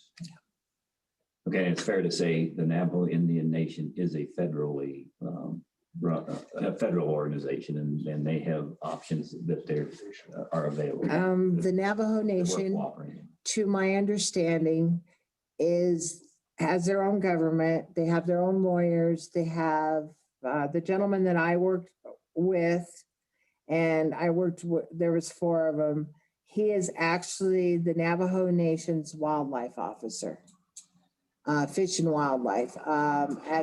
I am waiting to hear because some more Navajos with different titles were coming in to see what they wanted to do. I will mention that, and I don't know this for a fact, so I'll just keep it, but I will do another report at a later date when I get more information. So as a county organization, we are obligated to help jurisdictions as required. So you're not done until it's done. Correct. I will not be done until, and this is, I don't press charges. I don't do anything. That is up to the DA, and it'd also be up to the Navajo Nation. All I do is make sure that the solid waste is cleaned and that I don't have any contamination to ground or water. Okay. Any other comments? All right, hearing none, let's move on. I have a question. This is Tracy Ballard. Go ahead, Tracy. Yes, I was wondering, does this flow into Lake Dewey's at all? No, ma'am. Okay. Okay, thank you. That could be our algae problem. Yeah, but not. All right, thank you guys, and thank you. Comments. I have a question. Is the board actually taking questions? Is the board taking comments? My name is Patrick Welsh. I'm the attorney representing the Live and Goods and the Everts. And if not taking comments or questions tonight, when will they be available? Yeah, we're not taking comments or questions tonight because of the nature of the investigation, but Well, there was some questions asked. Well, other than clarification questions, that's true. Well, I have some clarification questions also. It's a lot of questions, so I don't think we should, as a member of the Board of Health, tell our attorney. No, that's right. And that was the agreement we had here. Because our attorney's not here, we're not going to do that. That was my comment originally. May I comment? Go ahead. Okay, so right at this point in time, it would be the county attorney speaking with their attorney. That's right. We're out of the game. Yep. Okay. All right. And that's the position right now as of the statements, although more of opinions, I would say, from Ms. Holly with regards to my clients. We're not commenting on that. That's where we're gonna, that has to be clarified with a hearing with the attorneys. So I will contact Mr. Smith. I just wanted to clarify that, being that there were originally a question or two that was answered. And thank you for your time this evening. Yep, thank you for the question. Okay. All right. So it's 10 after 8 now. We've got one last item that's on the agenda. And that is consideration of appointing a Board of Health Advisory Committee. That was tabled from a meeting on the, I think it was the 16th of September. And we tabled that discussion for a later date to get the public involved and do it correctly. And that's where we are now. So who made the agenda item? Was that you, Jay, or Tom? I believe you made. Well, I put the agenda on there, but it was a request from the previous meeting. So we can entertain the discussion, or I'll look for a motion. Well, a question I guess I have, you kept referring to a statute. I'd like to see that at some point. I thought you had said in answer to a question that I'll send it to you. That the public health director was obligated by statute to put together an advisory board for the Board of Health. That's true, and I can read it, or I can send it to you if you want me to send it to you. I meant to send it to you earlier. I didn't get to it. Great. I would appreciate hearing it. I thought that it was to put together an advisory committee for the public health agency. So apparently I am misunderstood there. Yeah, that's correct. You want me to read it? I would, yes. Okay. Okay, so it states that that all personnel shall perform duties as prescribed. This is by 25-1-509. Say that again slowly, please. 25-1-509. 2023-509, county and district public health directors. It's describing the duties of the health director. And not only does he hire the people that are necessary, it goes on to state that all personnel shall perform the duties as prescribed by the public health director. And that's Prin B. Now, Prin C is in the event of a public health emergency, the agency shall issue orders and adopt rules. That's important, rules. Consistent with the laws and rules of the state, as the public health director may deem necessary for the proper exercise of the powers and duties vested in or imposed upon the agency. And it says county or county or district boards, just trying to include it for everything. And therein too, in addition to the other powers and duties conferred in this part 5 or by the agency, a public health director has the following powers and duties: to administer and enforce the public health laws of the state, and is authorized by the provisions of this title or Article 20 of Title 30 County Colorado Revised Statutes, the public health orders, rules, and standards of State Department for the board or the state board, and part 2, the orders and rules of the county. In other words, the ones that we impose to exercise all powers and duties conferred and imposed on the agencies not expressly delegated by the provisions of Part 5 to the county. To hold hearings, administer oaths, subpoena witnesses, to take testimony in all matters relating to the exercise and performance of his duties. To act as a local registrar of vital statistics, and to carry out the responsibility of registrar in the area over the agency of his that has an agency jurisdiction. And Part E, to direct the resources necessary to carry out the county or public health plan developed pursuant to Section 25-1-505. What that means is that the state requires a plan, and then there's another statute, which is 503. Paren 1, Paren E, that requires the state to approve our plan. So our plan has to include those actions that are necessary to provide the necessary advice and direction for the Board of Health to consider by our rules that we. This is your interpretation of which. That's how it was stated. So, and that's correct. I did not hear, I'm sorry. That's all right. I did not hear it say that the Board of Health director, the director of public health, it's mandatory to have a advisory. Okay, I'll have Cliff comment on that because. No. You were saying it's in the statute. I was waiting to see it. It's cited again, please. 25-1-509.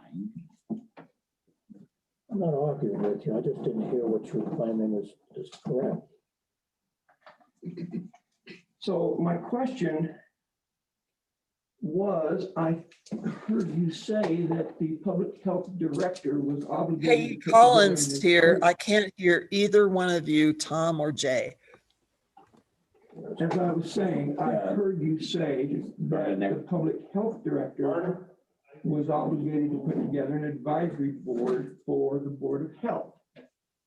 I've never seen, I've read everything you just read, but I did not see where he is obligated to put together an advisory committee for the Board Hey, of Health. Collins, again, I can't understand anything Tom or Jay is saying. Vernon, you want to reset? I can hear him just fine. It's the muffling because of the masks. No, might be.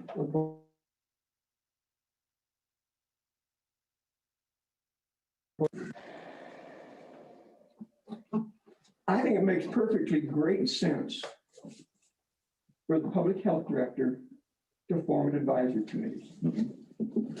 I just take exception to he is obligated to form an advisory committee for this board. Now, if it's in statute, I'm good with it. If it's somebody's interpretation, I'm going to struggle with that. It can struggle, but here's the thing. If we can, by the statute, are allowed to have our own rules to make sure that we are getting the right advice and doing the right things. That's, Cliff, help me out here because I need to.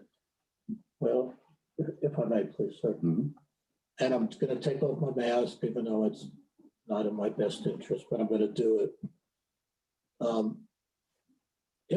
First of all, let me say, anytime anybody has people helping advise them, especially professionals like on the list, I'm 100% for it. I'm going to tell you that right now. Sure. Maybe not all the people on there. I mean, we need to discuss that. Right. But the bottom line is, Dr. Brown said it absolutely correctly. I don't know it all. I need people to help me. I absolutely agree with you. And that is true with everybody in any organization. Okay, so this is not a fight on whether this is necessary or not. My question is the semantics when you said it was mandatory by code that he have an advisory board. I've read those codes multiple times. I don't remember seeing that in there, and I read code a lot. So if I'm missing it, please straighten me out. I think you even misspoke. Not for his advisory committee, but It's the public health. Chairman Candace said he's obligated to put together an advisory board for the Board of Health. Correct. And where I'm interpreting that is on part 2 that says the orders and rules of the county or district board to exercise. It's our rules. We have the authority to ask for that. And so my point is, I want to have an advisory group just like you do. We have an agency that is set up in order to do that. He would never want to operate without that. And neither would I expect him to come to us with an option that he thinks is the right option without understanding how he got there and all that. It's up All to you're us. saying is absolutely, what you're saying is fine. Okay. The only problem I'm having is you have made it appear as if it was mandatory that he has an advisory committee. And when I say he, Dr. Brown, I respect him immensely. He put together a good group. I think advisors in any area are wonderful, but it's not mandatory. I'm not going to argue with you. You're right. Unless we make it mandatory as a county requirement. And I'm telling you, that's right. That's what we discussed earlier. When you were asking, how do we verify this? How do we vet their people that he's got and whether they're the right people or not? Because it's up to us to make sure that we have enough good advice to make the right decisions for the benefit of this county. And so that's the only thing now. So from my point of view, the statute gives us that ability to make it mandatory. And if I misspoke, then I'm sorry. That's okay. And but I want the right thing. Right. And the point is, an advisory committee is something that's really important. I'm going to say it again because I don't want someone not to hear me. I think an advisory committee is extremely important. I want one. I think it's right. It makes perfectly good sense. I'm the last person on earth who ought to be making health decisions. I know zero about it. I admit it freely.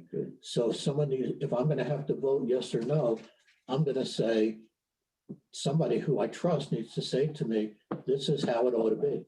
And that's why I know I'm going to open a can of worms right now. At one point, I felt maybe instead of me sitting here and the three of us, because none of us are health professionals, maybe we should advocate this position to health professionals. I'm off that. I'm not going there.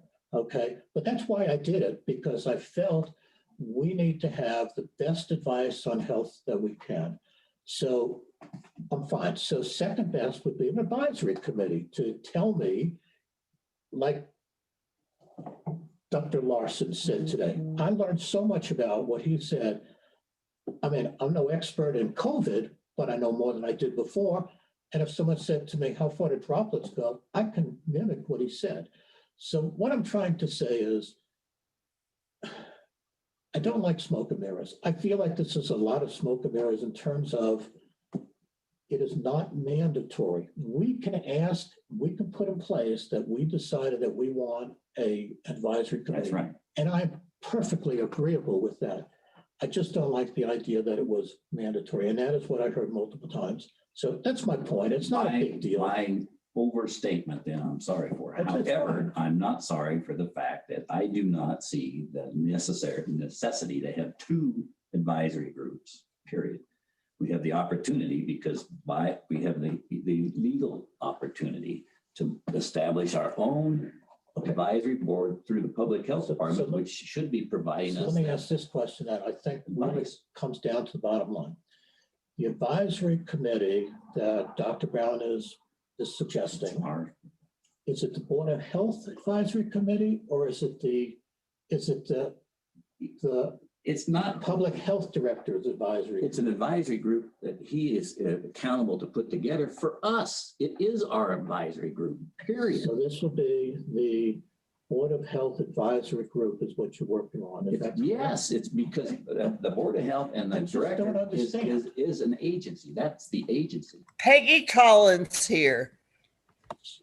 There is one advisory committee, and that is what Dr. Brown is wanting.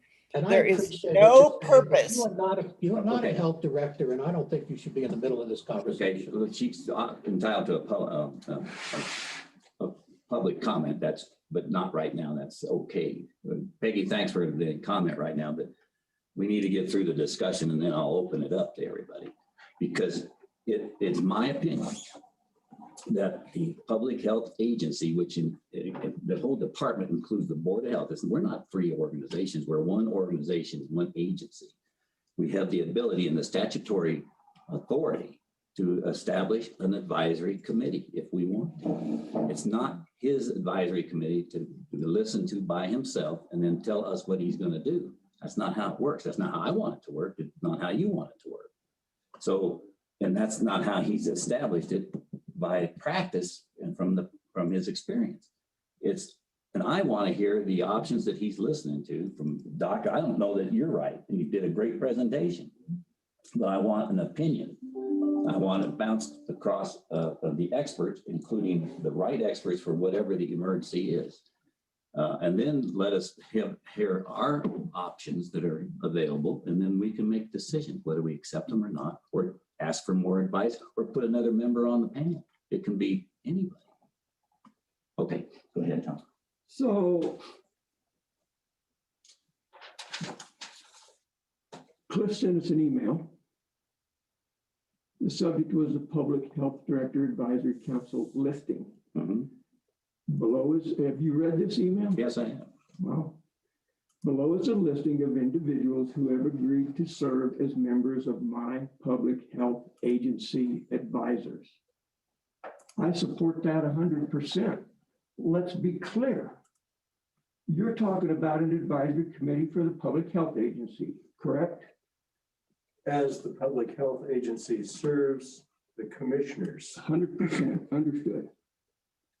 We're not talking about an advisory committee for this board. Yes, we are. I thought you said my public health that is agency. nonsense. Well, I beg your pardon, sir. Oh, I'm sorry. I'm reading exactly I what know. the email said. Now, how is that nonsense? It's who's the public health agency? Aren't you part of? No. That man is the director of the public health agency. Of the agency. Yes, right over there. That works with the duties, but they are required to be, the whole department includes the Board of Health. That's a fact. That's how it's written up. Tom, may I? All right. Peggy Collins here. Hold on, Peggy, just a minute. You're not in this conversation. Just a minute, Peggy. Cliff. Basically, I serve at your pleasure, and it states that right in the statute. That's right. Yes. in the statute, okay?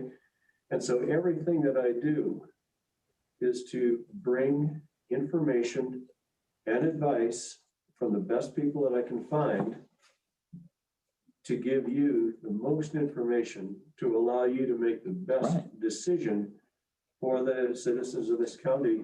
I appreciate Absolutely. that. That's right. I mean, that's I appreciate that. that's all I am. Couldn't agree more. I've heard. Here's the issue that I'm confused about.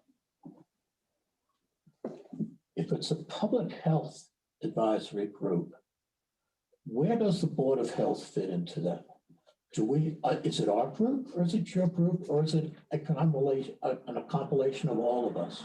Yeah, we are a unit from the best I understand.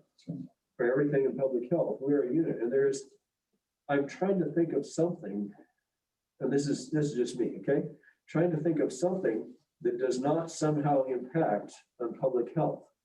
Okay? I agree with that, but here's where I guess this will bring it down to the short straw. Okay. I don't remember you conferring with me, and maybe you did, on these are the people I want to have on the committee, and can I have some input from you, from people you'd like to be on the committee? And you did send me emails saying these are the people I'm considering, but I don't remember ever once being consulted with who would you like to put on that committee? Is that because I'm not a health professional and I'm not qualified to do that? I don't know, and I'm not really putting you on the spot. No, I just Trying to brought these understand. people before you and gave you the reasons why I thought that they would be excellent advisors. People to bring in a very widely divergent field of view so we can put all of these things together. It's when I say it's because I wrote all the names down, okay, that I'm bringing before you. Somebody else didn't read. So I said, okay, I have to take some ownership here. You know, I'm responsible. And let me comment on that too, because Tom, you brought it up. The intent here was to have that straightened out. We have to agree, and he needs to make recommendations to us. And it's probably a misstatement when you send it to us that here's my board, but that's why I pointed out when we started discussing it, that it's important for us to have the rule, the case that we want to have that make sure that we get to vet them. That's a given. And also it is a given that just because that health agency wants to issue an order, we still have the option to accept it or not, or go for completely ignore it if that's what we decide to do. But we have to make that decision based on all the data we can get, which includes getting the right experts to give us that advice. Got a question here? Yeah, as somebody listening to this, the breadth of activities that are assigned to the public health is beyond the capability of any one individual. Right. At the same time, there is good experience in this board here, and you should be able to look at everyone who's going to be advising them and be able to make decisions about whether you think that person's reasonable or not reasonable. In a simple example, I talked about COVID today. It was today I learned that there's a vaccine for coronaviruses for cows. Well, I didn't know that. For years. Yeah, but I didn't know that. Yeah. It's outside of my area of expertise. So I think you do need to look at people and decide whether this is and we have someone, you have him looking, but you should. We have to have an advisory group. That I look at it, this is our nucleus that provides that expertise to reach out and give us suggestions on who that ought to be. And as a member of the Board of Health, I have had no input in. I know, neither have I. I have not either. And that's why I wanted to get this on the table. That I feel need to be part of the. That's right. And we can get those names, and we ought to, for anybody should give him an opportunity to look what happened here. We got him by accident. As a suggestion, not as a given. We're very pleased. Right. And so why in the world can't we do that? That's why I asked to get this on the table so we could hear the different expertise that's out there that exists currently, or if it can be recommended. Jay, this was not written in stone. This is a group. Okay, that's all. It's fine. And I've said it multiple times, and I'll say it once again. Absolutely, we need it. I need it. I'm not saying you do, because I know the breadth of your experience is vast. I have zero medical experience other than, roll up your sleeve for a shot, and that doesn't count.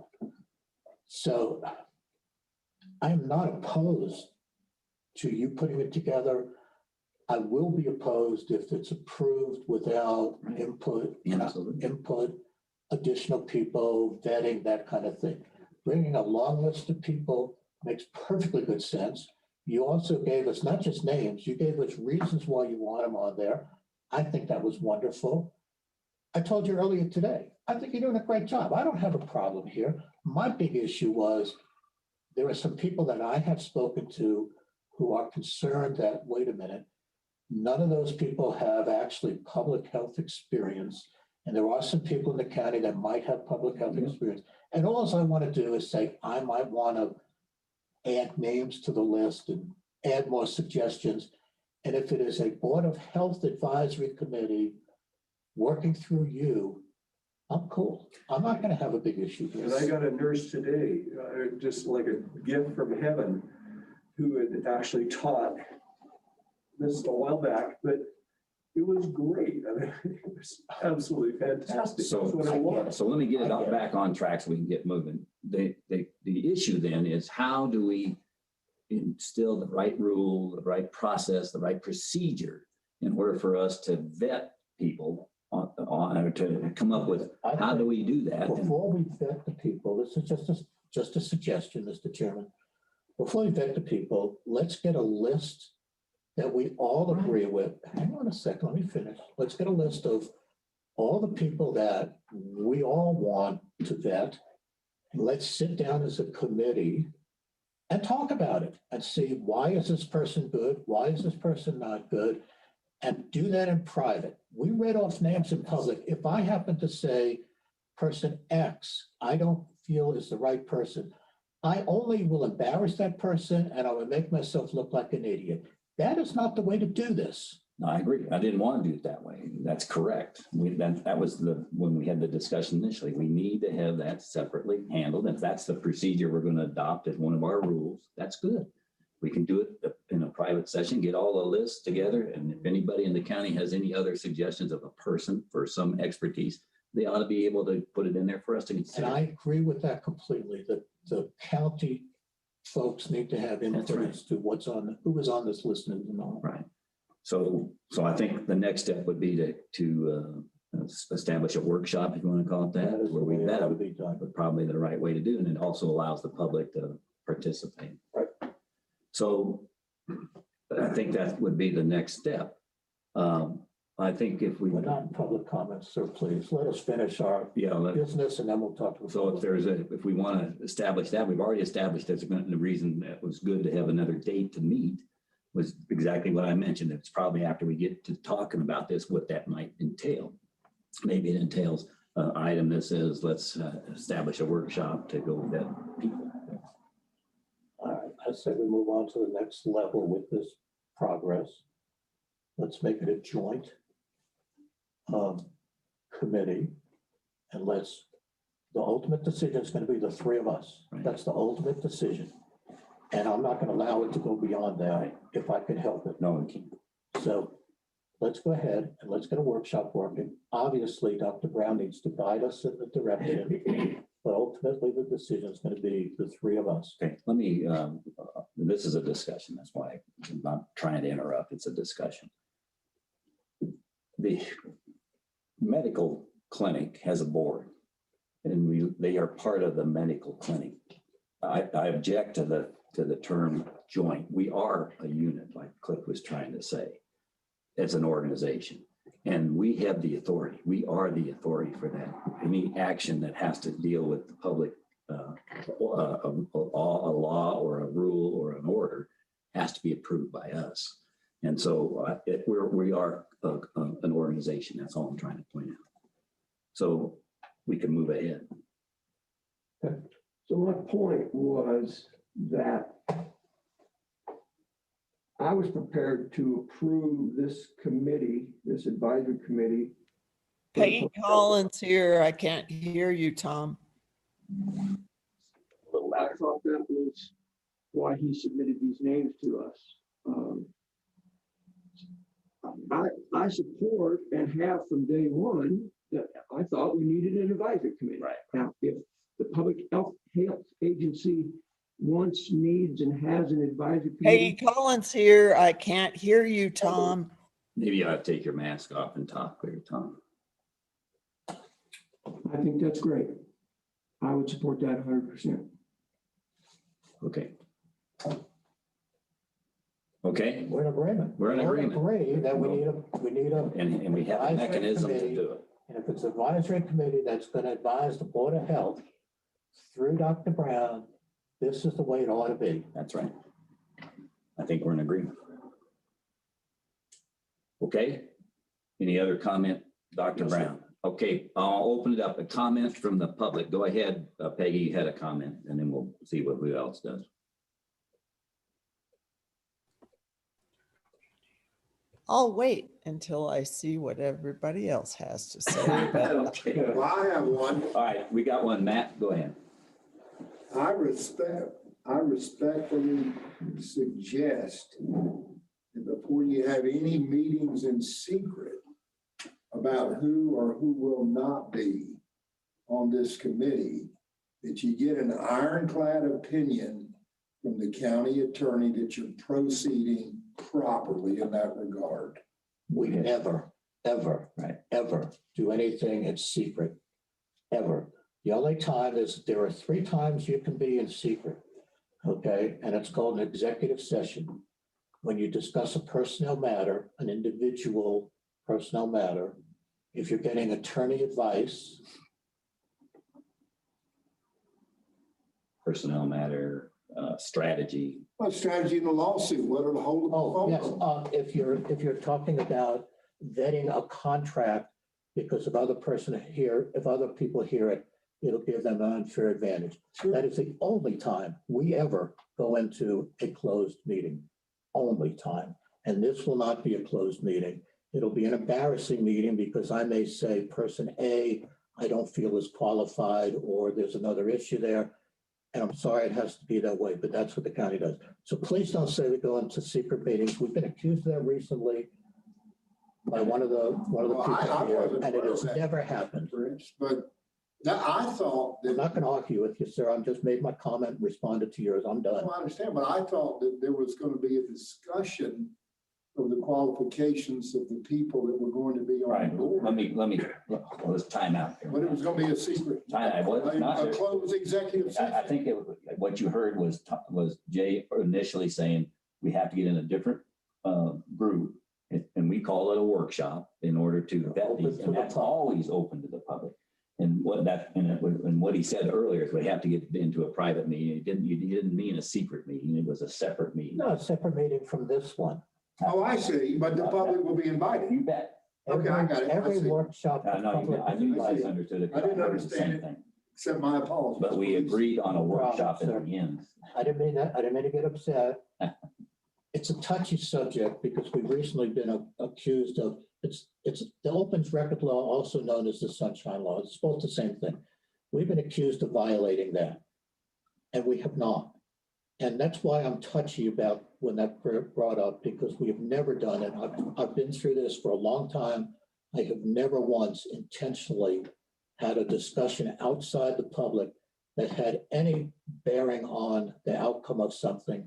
So I'm going to turn around and apologize right back to you for being so sensitive about this, but it has been a touchy issue. So I thank you for your apology. I hope you accept mine. Sure, absolutely. And sometimes mistakes are made.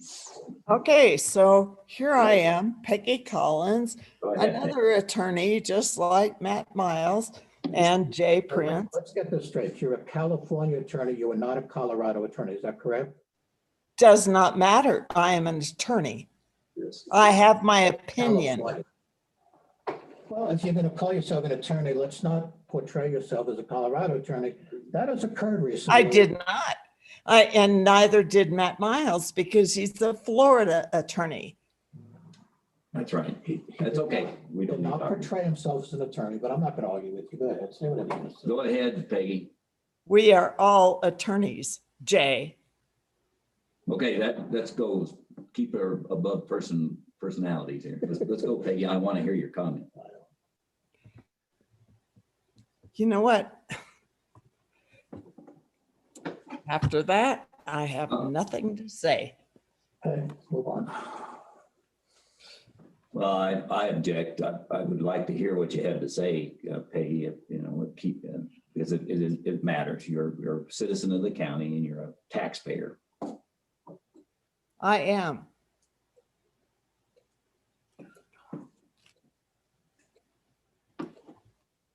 We're listening. Go ahead.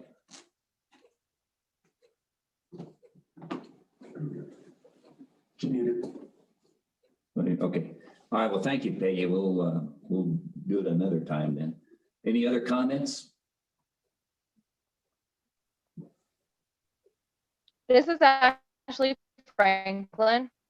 Go ahead, Ashley, speak loudly. I know you guys know that I was opposed to the advisory committee at the last meeting. However, I think the way that you guys are proceeding with this, with letting Dr. Brown vet the candidates, is a great idea, as well as putting it out there for anyone who wants to be on the committee to go through Dr. Brown to be vetted, because I'm sure during your workshop you will use some kind of criteria to determine the type of asset each person will be on the committee, as opposed to whether this person is liked for what group they're in or anything like that. So I just wanted to commend you guys for coming together and working with Dr. Brown to form a committee to lead our county. Thank you. All right, thanks for the comment. Anybody else? You see anybody? Bob Hollingsworth. Go ahead. I think it's Bob Hollingsworth. Yeah, I have a comment just as a casual observer to this whole process. When this thing first got started, I thought that it was ill-conceived as a cooperative committee of on the Board of Health. It seemed like there were some surprises that came up, that there were some people that were put together an idea of a committee. From an outside observer perspective, it looked like it was to upsert Dr. Brown's authority. And there was a lot of discussion back and forth about that. And the discussion now has centered around the point where I think it's appropriate. You know, you all have finally come together in a consensus of how you sit together and form a committee. You know, so I think as a taxpayer right here, I think that what y'all did was, it took a lot of time, it took a lot of effort, and it wasted a lot of time. And I want to congratulate you for putting yourself together and coming to a consensus of, one, you need some professional advice, and then two, how you're going to put this professional advice together. So again, as I've looked at and talked to Dr. Brown over the past few weeks that he has been here, I can't tell you guys how much appreciative I am of his efforts to what we do in the county, because it's added a whole nother dimension of professionalism to what the Board of Health represents. And I commend you all on voting for him to be in the position that he's in, because he's doing, I think, an incredible job. And again, I want to thank each of you tonight for coming together in a way to decide precisely how this committee is formed, because I agree with each of you. This is a very important committee because it affects every single one of us. And we don't want some haphazard committee just thrown together that's not presenting the professional opinions. And as you watch the doctors that come aboard on television time after time after time, there's two separate theaters in this. Some people are for masks, some people are against masks. Some people are for certain types of medications, some people are against it. But here again, it's important to us as citizens in this county that we have the best professional advice that we can get. So congratulations on putting the process together. And I hope that you can make it happen without wasting an awful lot of time. Thank you, each and every one of you. I appreciate you. Yeah, thank you, Bob. Appreciate it. Thank you, Bob. I'll jump in also. Nicely said. Thank you.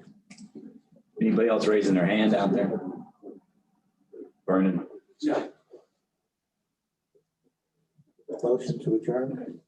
Oh, you go ahead. Go ahead. I think that's all the business. I think that's all the public comments. Toasted in the paper. Well, I said, you'll get your butt toasted in the paper. Who cares? I'm just saying. What is it more? Is it more going on? What are you talking about? I don't know. I'm not even sure. I don't Well, know. we got criticized for adjourning the meeting before everybody had an opportunity. I know, that's to speak. that's why I'm. I apologize. I thought we waited. I heard you guys talking together. Okay. I hadn't entertained any motion to Mr. adjourn. Chairman, I had moved after you asked for any more comments, and there weren't any. I moved to adjourn, and if there are additional comments, I withdraw my motion. Was there additional comment? No more comments. I'm gonna give one last shot here because Fine. Jay made a point. Anybody have another comment? Okay. And Jay, you want to make that motion so you Not can. anymore. Of course I will. All right, I move that we adjourn, and I also want to compliment you on a good meeting. Okay, thank you. Can I hear a second? Thank you. Thank you. Second, and thank you. Okay, it's been moved and seconded to adjourn this meeting. Jay, Oh, aye, I'm sorry. Tom, Kanda, aye. Let's go home and eat dinner.